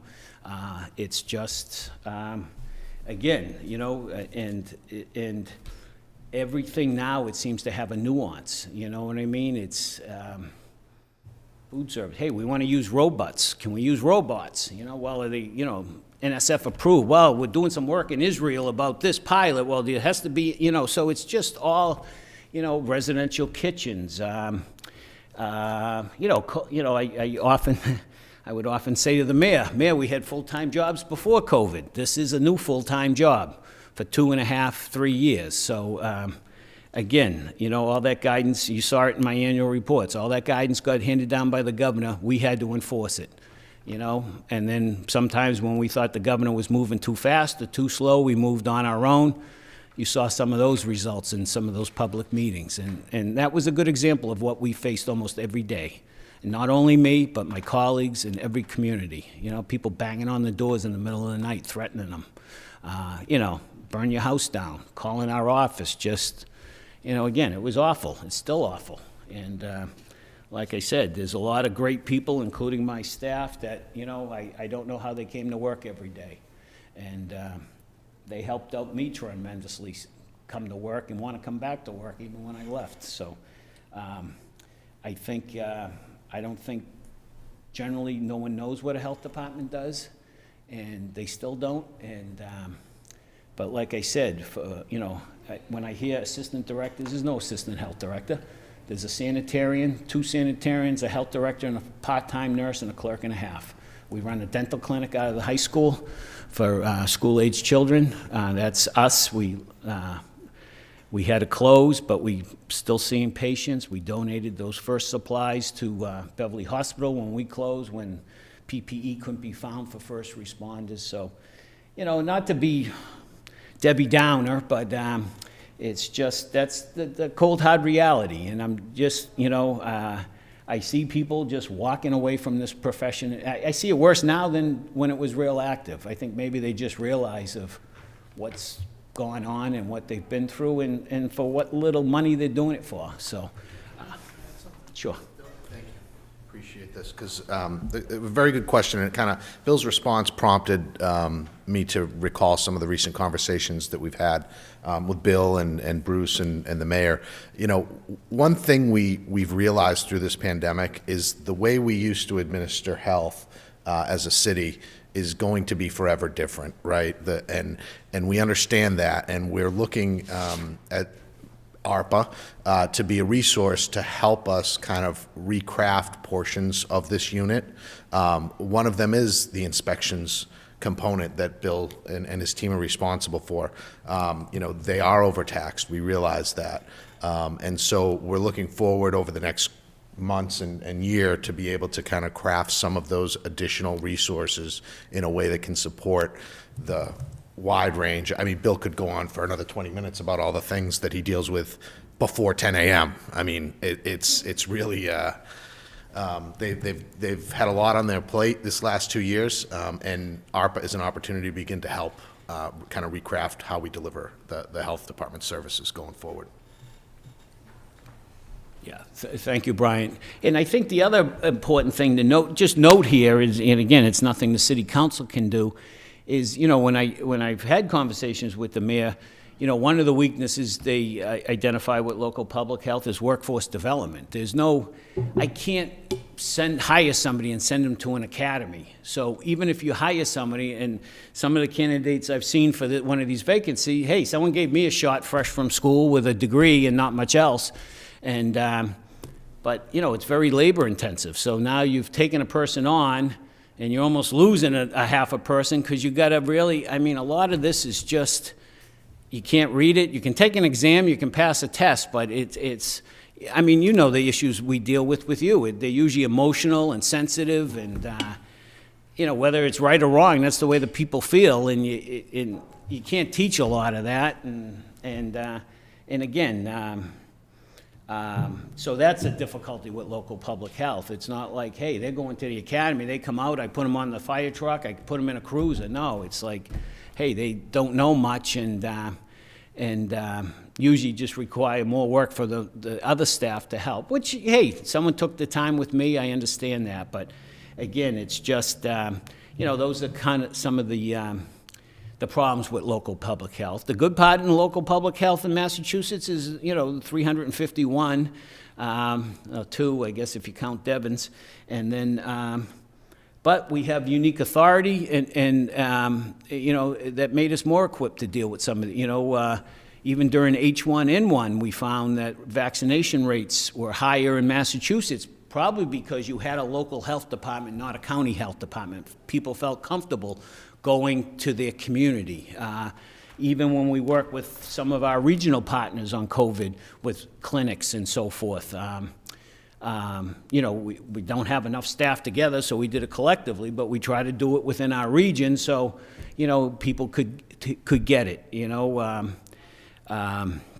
So again, I think I'm getting sidetracked, but that's it. And then far as, you know, I don't know, I just lost the train of thought there, but working with other departments, yeah, we work every time we have housing issues, usually seniors or something else. And again, you know, we have a lot of authority, but again, sometimes I use this analogy a lot. One time we had a woman, she owned a house, it was in tough shape.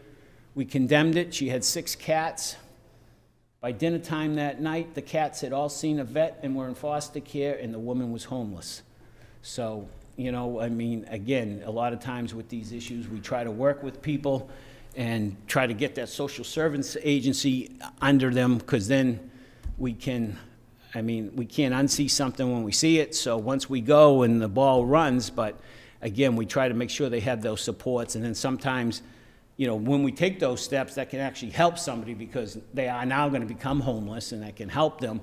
But again, you know, early on, it would just be like, hey, just condemn it. And that's, yeah, it might solve our problem. We feel good.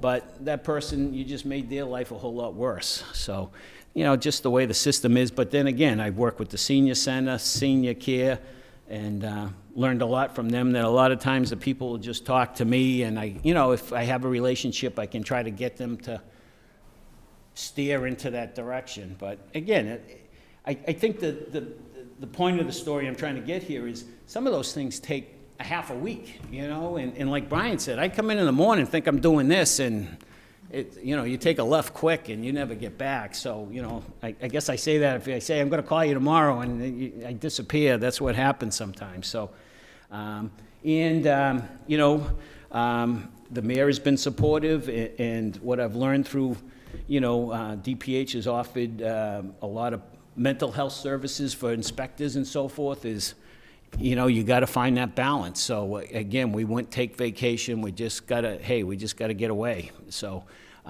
you know, so that's, you know, we're not alone. It's not just Beverly, it's everywhere. And to different extents, but everyone's seeing the same thing. And so, sorry, I'll get off the soapbox. Thanks for listening. I'll send the co-payment. Thank you, Bill.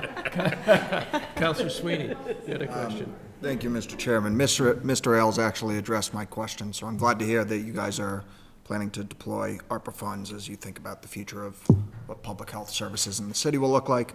And I'll just briefly thank you, Mr. Burke, for you and your department, everything you guys have dealt with throughout the pandemic. And just on the animal thing, I know lately it seems like the interest in backyard chickens, kind of came, almost with like integrated pest management around for a long time, but hey, those chickens do eat ticks and things of that nature.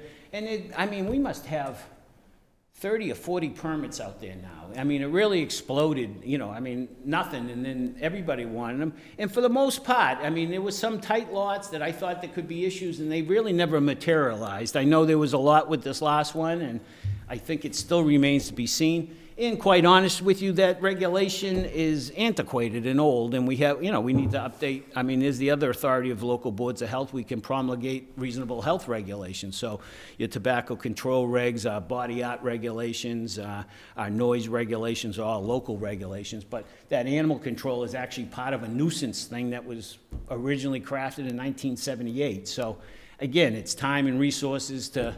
And maybe there's a better place to do that. I know some communities, it's zoning issues and building, and some it's city council, some, so maybe it could be done better. But we have tightened it up because, like you said, other departments. So like with this last case, I said, hey, let me get the building inspector to come out and make sure their setbacks. And then animal control, Steve Ferguson mentioned, Central Square, the routing, permitting software that we use as well and citywide, so we get permit reviews. So we're going to use that just to send that out to other departments, just to, at least try to get, I always feel it's better to never give something than to give something and have to take it back later. So, and I'm hoping, like I said, we'll all work in this case. We'll go back. Animal control was going to go back out on that specific one, so we'll see what happens. So, but again, thanks for asking. But yeah, that is somewhat antiquated, and we want to look at our body art too, because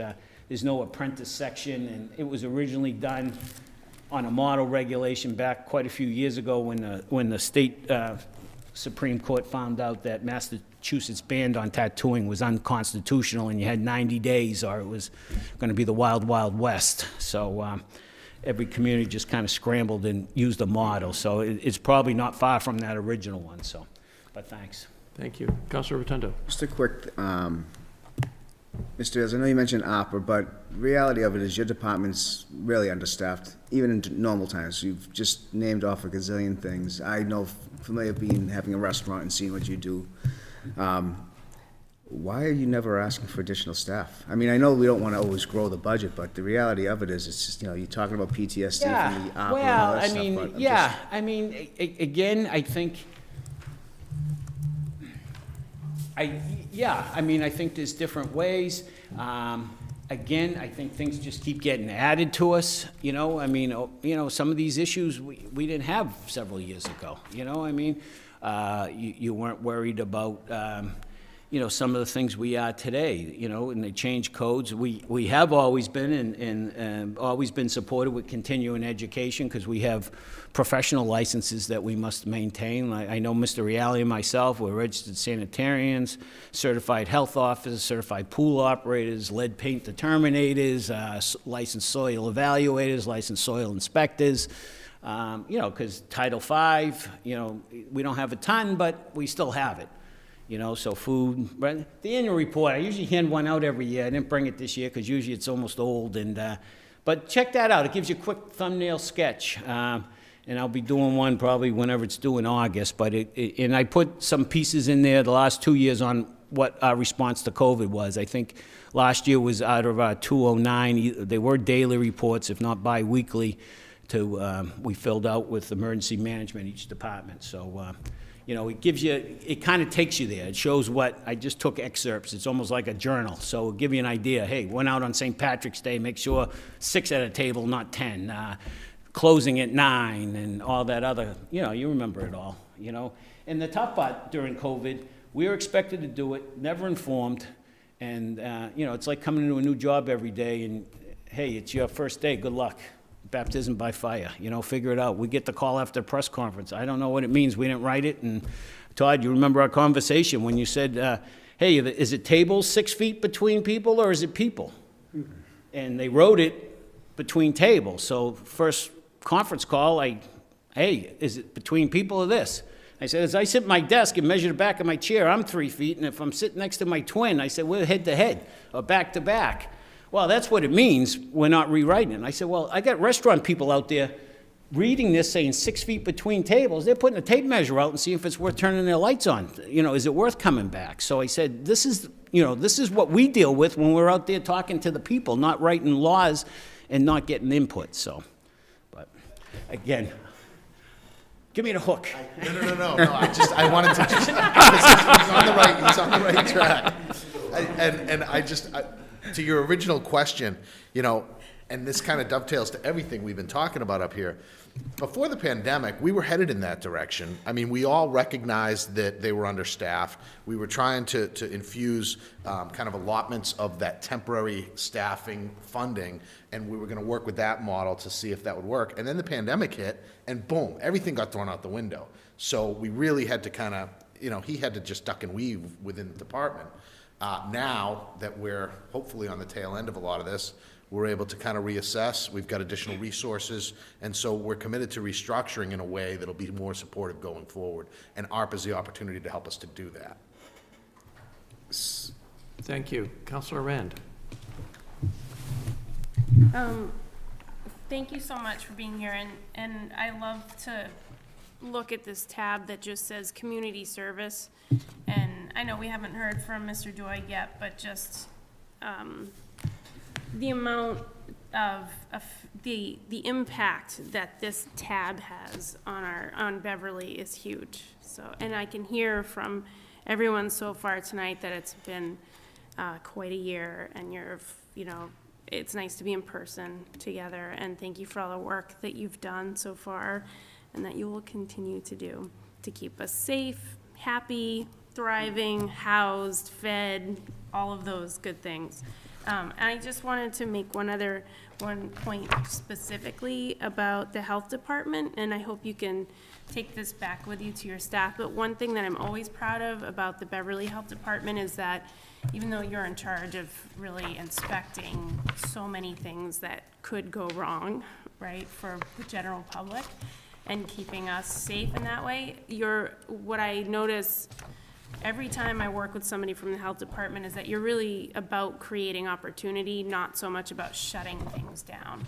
So I really appreciate that approach, and I think it comes through with what you've said tonight. And every time I've had an interaction, I feel that. So thank you.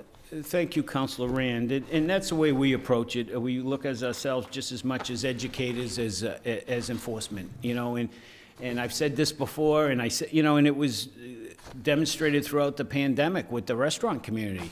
They were, it was a partnership, I mean, we're only as good as, if everyone said, no, go make me. I mean, there's not enough of us to go make you, but I mean, I think, because of the relationships we've had and the trusted relationships and the fairness that, we could try to figure things out, and people would do stuff based on their relationship with Mr. Reale and the trust, and he never stood him wrong. So, again, I never felt the restaurants were trying to skirt anything. I had even said one time, this fighting for their survival. I mean, yeah, my things is tough, but I go, at least I'm getting a check, and I know, I can pay my mortgage this month, but I don't know about those folks, So, again, that was tough for inspectors too, feeling all that pain and being out there, and then, sometimes adding a little more to the pile for them. So, but I remember one of Bruce's predecessor one time as community service director one time when the city was looking at $1 million, and you remind me, he says, well, the city needs $1 million, just do away with health, recreation, senior center, and the library, there's your $1 million. So pretty good, pound for pound, bang for your buck there. So thanks. Mr. Burke, thank you very much. Appreciate it. Thank you. Mr. Doig, last at bat. Good evening. Councilors, page 130. 13, if I'm not mistaken. Good evening. Evening. Thank you very much. First of all, before at least the last ones leave, I do want to thank my community service directors. It's been a pleasure working with all of them for the last 8 years that I've been community service director. And again, they do an amazing job. They're dedicated to their jobs, and they do an amazing job. So I can't thank them enough, and I know you've thanked them tonight, so thank you for that. I also want to say, I say this every year, but I have been incredibly blessed with staff within the Recreation Department. First of all, I haven't lost anybody, so that's a start. Nobody has left except for Jocelyn, who moved up to the mayor's office and has done an amazing job, and I think she's the perfect person for that position as chief of staff. After working with me for 18 years, she's now my boss, and I think it's great. So she helped build the rec department to what it is today, and she's doing an amazing job within the mayor's office. So again, I thank her for her service, but I can't go without saying that, excuse me, I've been blessed for all these years of working at the rec department. This is my 20th budget meeting tonight. I started in 2003 when the city had a $1.1 million deficit, and my budget was cut just about in half. So, tough beginnings, but we've grown since then. But I have to say, for those of you who don't know, Gail Carmody has worked in my office for 53 years. Wow. It's 53. It's amazing. She still is dedicated today as she was 53 years ago, started right out of high school. Jean Belanger has worked with us for over 30 years, part-time, full-time. And then, you may or may not know Val Aramo, who came to us a few years ago, has done a great job, taking on a lot of additional responsibility as our facilities coordinator. He runs our rangers, our lifeguards, and all of our facilities, and has done great. And when Jocelyn left, we had the opportunity to hire John Padall, who worked for us when he was younger, and then went away for a while, and now is back with a lot of passion, and just really hit the ground running right a week before everything shut down due to COVID, and has done an amazing job as well. So I say I'm blessed. I thank them all for their hard work, and again, the department continues to run seamlessly with all their hard work and their dedication. So I do want to say the last 3 years, and I wrote this before all these conversations, the last 3 years have been like the good, the bad, and the ugly. 2021 was obviously, 2020, I'm sorry, was the ugly, when we couldn't collect any revenues from Lynch Park because no non-residents were allowed. We had about 50% camp. Our camps were about 50% full because we weren't even sure if we were going to run them until a week before they started. So a lot of people had found other options or were afraid to send their kids to camp. Last year was probably closer to 75%. The good news this year is that we're 100% full with all of our camps, and we're really hoping that this is going to be back to where we were several years ago, and not jump ahead to the enterprise fund, but it wasn't that long ago that we had hit over $500,000 in revenue, and we're hoping to get back to that soon. So again, things have been tough, but we're fighting through it, and we're hoping this is another great year for us. I do want to say as well, thank the CPC. We've done over 20 or about 20 projects over the last 8 years. The CPC's been in effect, and again, I can't even tell you how much money that has meant in terms of providing from the CPC, as well as monies that we've been able to leverage through other grants and other opportunities. And also the David Lynch trustees have been very, very generous over the years.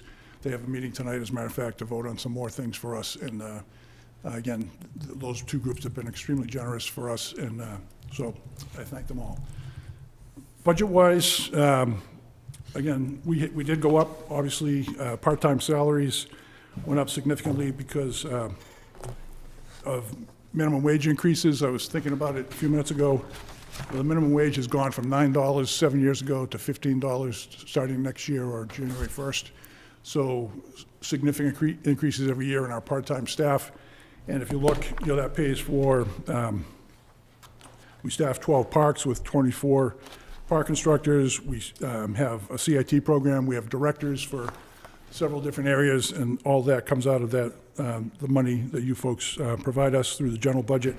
We also pay for lifeguards, and this year we're back up to about a dozen lifeguards, which is good news because Again, it's been hard to find them over the last few years, and so we're back to about a dozen, and we'll be fully staffed for the first time in a while.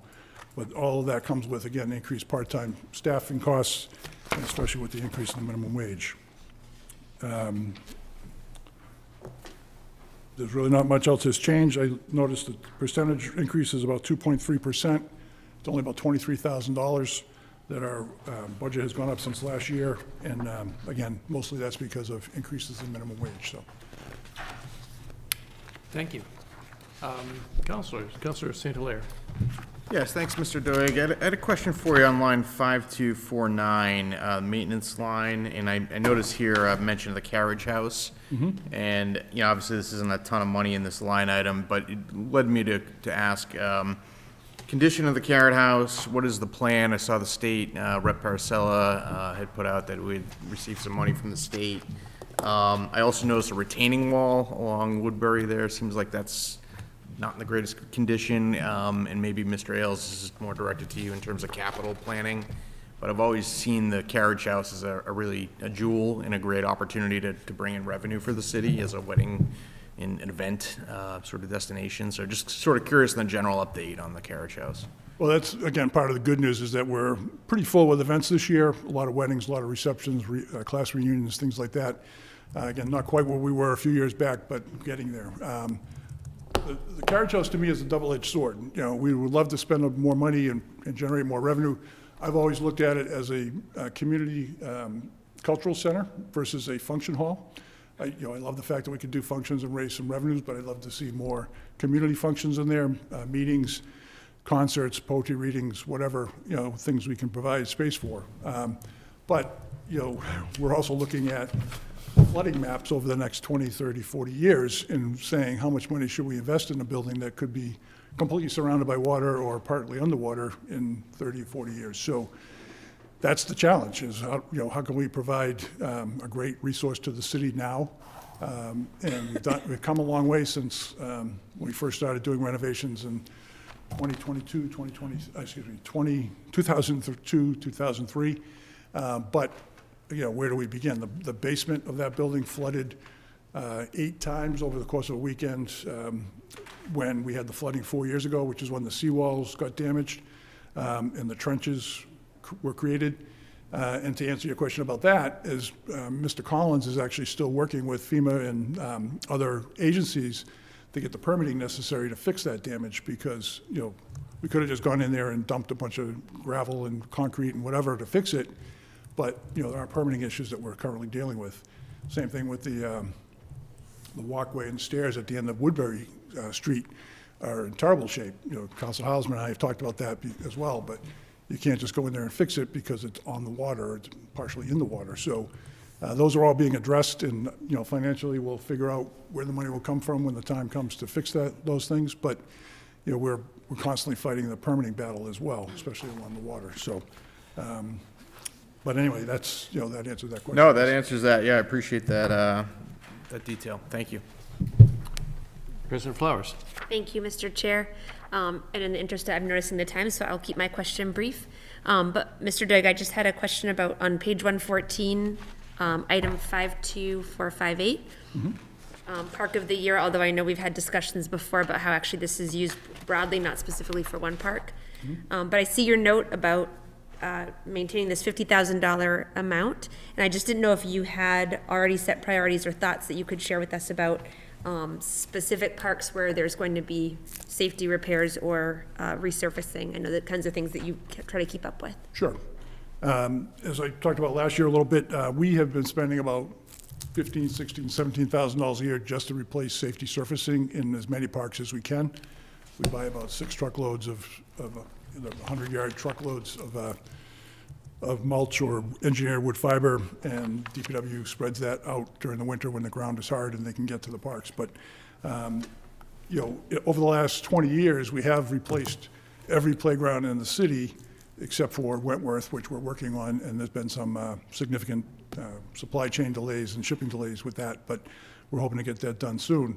But we still have money left over from last year's Park of the Year fund that will go towards Wentworth.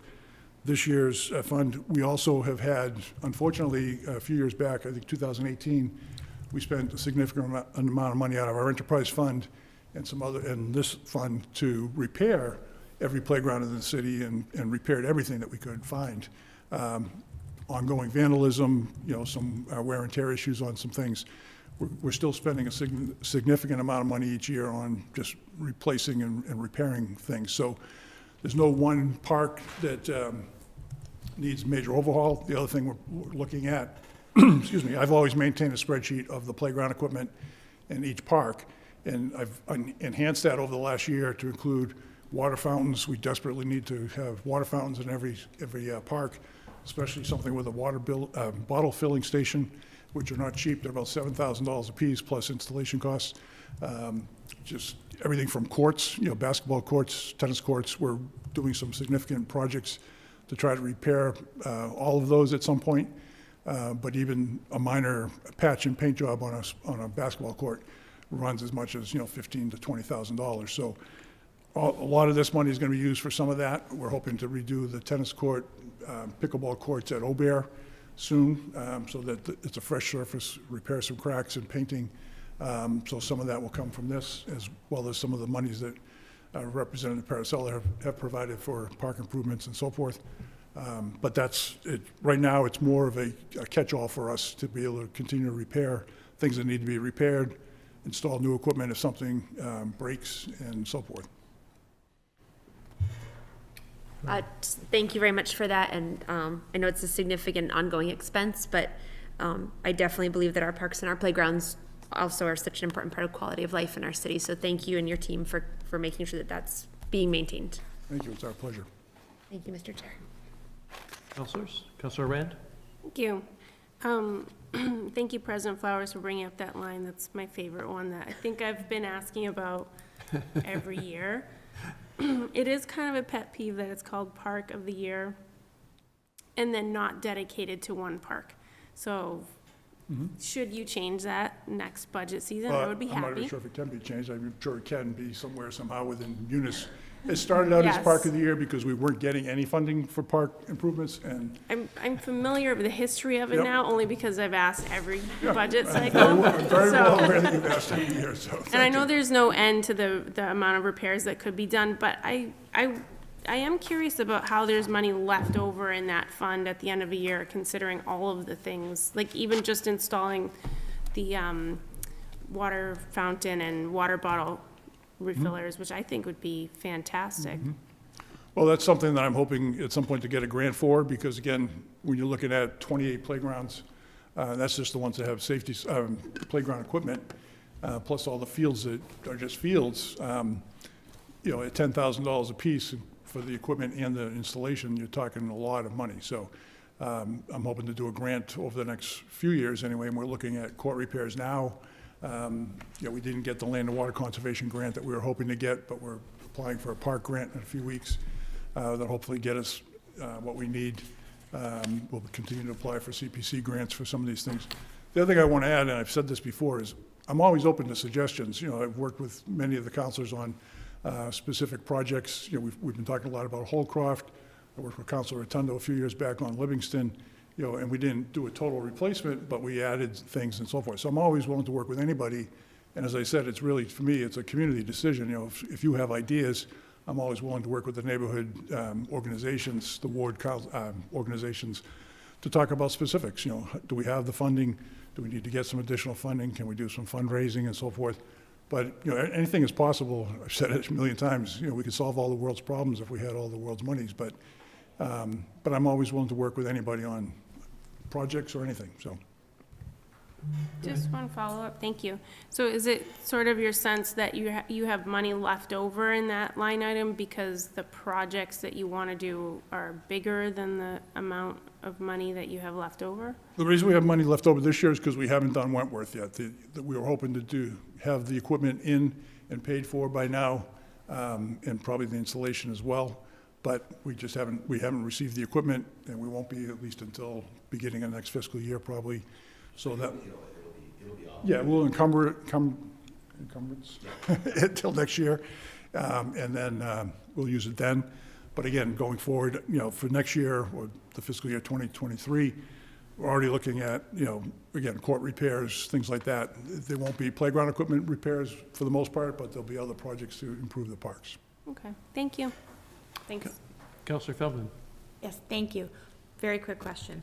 I had mentioned, we were on the equity task or audit committee together, and I had mentioned my concerns with the CIT program and the CITs paying to participate in the program, and I was wondering if the Parks Department was planning on continuing that practice, or if they were going to at least have it free, if not a minor stipended position to be a counselor in training. Well, to answer the question, we started charging a fee a few years ago after running it as a free program for years and years. We hire a CIT director every year. That costs us about $5,000 or $6,000 just to have that director run the program for us, plus the T-shirts, plus the dinners we do for the kids at the beginning of the year, the end of the year, and so forth, and additional T-shirts for them as rewards for helping us out. It is a counselor and training program. There are a lot of communities that I know of, Concord being one, that runs it as a camp.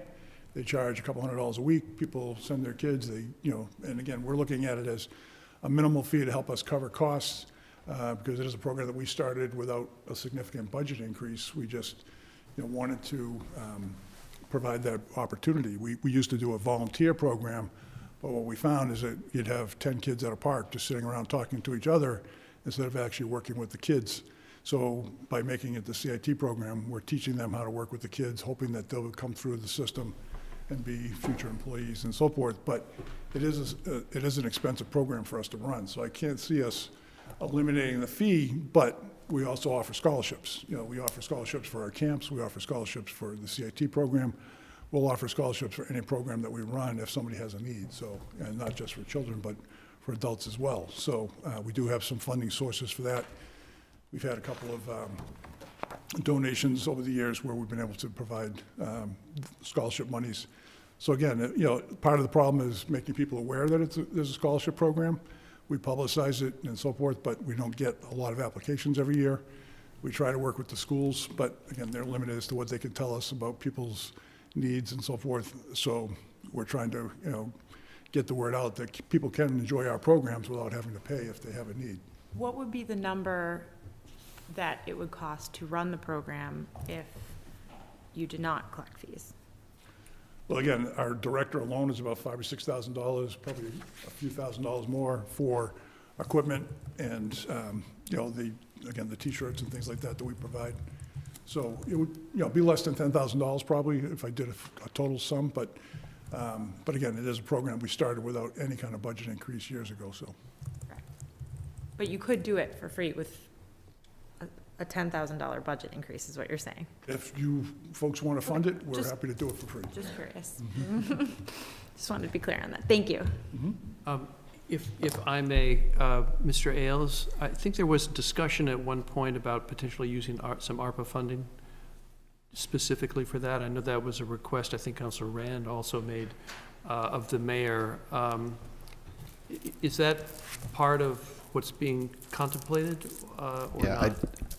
I apologize, I don't recall the exact conversation. I do remember generally what we were talking about, and I remember relaying the conversation to Mr. Doig, and effectively kind of walked through, the history to myself and the mayor. You also mentioned in that conversation that there was some concerns about people signing up and then not showing up when they weren't committing monetarily to the program. And that puts his staff in a bind and the program in a bind. So it's kind of an incentive to commit to the program as well, Councilor Feldman. But in terms of conversations, whether or not we can use ARPA for certain levels of scholarships and stuff, I mean, like I said before, I don't think anything's been taken off the table unless it's been deemed ineligible. So certainly, we can continue to have those discussions. Okay, thank you. Councilor Feldman, you look like you want to say something. Additionally, I'm just kind of, wouldn't some type of small monetary stipend also be a greater incentive than your parents paying for the program? I know as a You mean a 12 stipend to 12, the actual 13. CITs? What was that? Yeah. A stipend to the CITs? I mean, again, anything would be an incentive in that regards, but again, as Mr. Ailes said, the fee is less than $100, and they're there for 8+ weeks of training and, so forth. Again, we could certainly look at maybe doing some kind of gift cards or things like that, but again, we need a budget for it, so we just don't have that now, so. I love the program. I'm saying this from a place of, my kids adore it. The kids that are in the CITs and everything are fantastic. I just wanted to open. One thing I want to say as well is, that, and I know in some of the other budget conversations, the whole idea about diversity and equity has come up. We've been trying for the last 2 years to diversify as much as we can within our staff, and the mayor and I have had numerous conversations about, how can we prime the pump, for lack of a better term. We'd love to get more kids into our programs, more kids at parks, more kids in our camps. If that means providing more scholarships, that's fine. But kids from diverse backgrounds that can come in as campers, looking up to CITs and staff that are from diverse backgrounds as well. And it's just been very difficult. The last 2 years, we've gone to the high school on several occasions. John Padall has gone. Last year, he went twice and worked with Dr. Morgan and Abu to make contacts at the high school, hand out applications to everybody, but a large group of diverse candidates as well. And I don't think we got more than 1 or 2 applications back. This year, he went a month or 2 ago, and again worked with Abu at the time, and Mark Thomas was one of the vice principals, and gave out 85 applications, and I don't think we've received 1 back. So it's been very difficult to recruit in general this year. We're still looking for candidates, if you know anybody 16 older that wants to work in the summer. But trying to diversify has been really tough. We're just not getting the input into our system, whether it be park kids, campers, CITs, or staff. So it is our goal, it's our primary goal, but we're just not getting there because we're not getting the applications. And so we've been asking people to spread the word, and there's still time for this year if you know anybody, but we would really like to get to that point where we can have a very diverse staff, and the kids that come into our programs can see that staff and feel comfortable. So. Thank you. I'd like to move to the Enterprise Fund, and any questions councilors may have regarding the Enterprise Fund on page 150.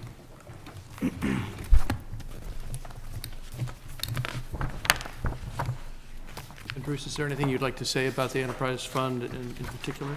Well, mainly, like I said, the good, the bad, and the ugly. If you look at our Lynch Park revenues, about halfway down page 153, the $48,168 was back in 2021, which actually was 2020, after July 1st, when we couldn't charge parking revenues, and we lost all that camp revenue that I was talking about. We had to cancel all the functions in the carriage house, which goes to this line item. Actually, the camp revenues go to the youth programming, but so that's why that number is so low. You can see that last year it went up. We did have more people coming in parking. We had some functions in the carriage house. And again, this year, we're already up to a point where the projection for this year is much higher because, as I said, the carriage house is booking up. Our camps, well, I shouldn't say the camps, but we were able to generate a lot of parking revenue last July and August, and things are looking better. So for the most part, our expenses and things are pretty much the same now that we're back to full speed on the camps and programming. But if you have any specific questions, we do pay the part-time staff out of this line item. We pay for the rangers and our camp staff. So again, that cost has gone up again because of increases in minimum wage and some additional staffing because we just needed to cover, again, the lifeguards and other things. And we do pay for Valentino Aramo, our facilities coordinator, out of this budget. And again, his responsibilities have increased significantly he's now taking on the overseeing of the lifeguards and the rangers, and he has Camp Paradise, Dane Street Beach, and Aubert Park to manage in terms of the facilities. So that's about it. Those are the highlights for the budget. Counselor Sweeney. Thank you, Mr. Chairman. Mr. Ailes, this is a question for you. When we talked about the most recent plan for the ARPA funding, there was a plan to use funding under the revenue loss provision to repave the Lynch Park parking lot. Yes. As opposed to drawing the funding from the enterprise fund here. Is that still the plan? And if so, is there an update on project timeline? Probably a question better suited for Commissioner Collins when he comes before you next week. But yes, that's still the plan. As you know, as we explained when we were explaining that expenditure, the revenue loss in this particular enterprise fund was significant to the extent that I think you lost about, I'd say like 80%, 75% of the annual revenue. And the way this budget is structured, a lot of the expenditures are front-loaded in the fiscal year and the revenue's back-loaded in the fiscal year. So they spent all the money that they would typically spend for a given year, or most of it, and then the pandemic hit and all the revenues dropped off. So we actually had to go to the fund balance and basically raid the piggy bank to backfill this deficit that we were facing. Came before the council and you all approved that, but as a result it depleted the revenues so low, and the fund balance so low, that even if we wanted to, we couldn't rely on that balance to pay for that project. And that was always kind of part of our intent, was to look to repaving the parking lot, because that generates a lot of revenue that comes back into this fund, so it's an appropriate use of those resources. But that went away when the pandemic hit, so that's why we're looking to ARPA to backfill that. Okay, thank you. And I will bring the question of timing to Commissioner Collins. Yeah, I did talk to Commissioner Collins a couple weeks ago, and because we're also trying to balance the events that we're having in the carriage house. You know, the goal is to try to do it this fall, but so we're trying to figure out when's the best time, so that we're not interfering. You know, people show up for an event and there's no place to park, but the work will probably be done during the week, so that shouldn't impact weekend events at the carriage house. But he is thinking about it anyway, about trying to figure out the best timing for that. Counselor Bone. Thank you. And this sort of crosses the operating budget and the enterprise fund, but just curious about some of the other big priority people back out into all the programs. It's great to hear that the summer programs look like they're pretty fully subscribed. So just kind of, hopefully it's a good final closing question as we're at time, but what are some of the things on the horizon that people can look forward to, whether they're reflected in these numbers or coming from somewhere Well, else? you mentioned pickleball, and again, Representative Paracella has put in for a $200,000 earmark for that. We still don't know what the exact cost is going to be to build pickleball courts up at Birch Plains, which is the goal. So, you know, we'll know once a plan is developed and, you know, we get some bids in and so forth, how much that's going to cost in total, but we've committed to doing the project. It still does need to be final approval from the Conservation Commission and so forth, since that property belongs to them, but that's one of our big goals. Like I said, court renovations, we're planning to take the $250,000 CPC grant that we received, plus add some additional funding, possibly from Park of the Year, or Lynch trustees are voting on that tonight, and some other sources to rebuild the tennis courts at Cove Playground, Kimball Haskell Park, and also Cahill Park in Centerville, because those are in terrible shape and have been for a number of years. But again, when they went out to bid years ago, they came back well over what we had for funding, so we're hoping to build up enough funding that when they go out to bid this time, we'll be able to afford it. Other court repairs, as I said, basketball courts, some of them need major work, probably $100,000 a piece. Some just need patching and painting for $15,000 to $20,000. And again, the inventory goes on and on and on, but you know, those are the big ticket items. And as one thing I do want to add, as we talk about Commissioner Collins, the Department of Public Services does an amazing job taking care of all of our fields, all of our resources in the city. People come from out of town, they're amazed at how beautiful our fields are, how great they are, and that's due to their dedication to their work. I get all the compliments at Lynch Park about how beautiful it is, and I don't deserve the credit they do. So again, when you look at a park and see how beautiful it is, thank them, because they're cutting the grass, they're mulching the tree beds as we speak. The last several weeks they've been down at Lynch Park and everywhere else, and doing what they can to make it beautiful. So, but those are the big ticket items. Thank you. Thank you. I believe we are all set for the evening. Bruce, thank you very much. Always good to see you. My pleasure. Thank you very much. We are done for this evening. Next week, after our regular scheduled meeting on Monday, we have Commissioner Collins on Tuesday, and that will be our only budget hearing next week. I'm sure you'll be relieved to hear. Although we'll have other things to do, it won't be budget hearings. And with that, unless there are any questions, and seeing none, I would entertain a motion to adjourn committee of the whole. Second. All those in favor? Aye. And a motion to adjourn finance and property. So moved. Second? All those in favor? Aye. Aye, we are adjourned.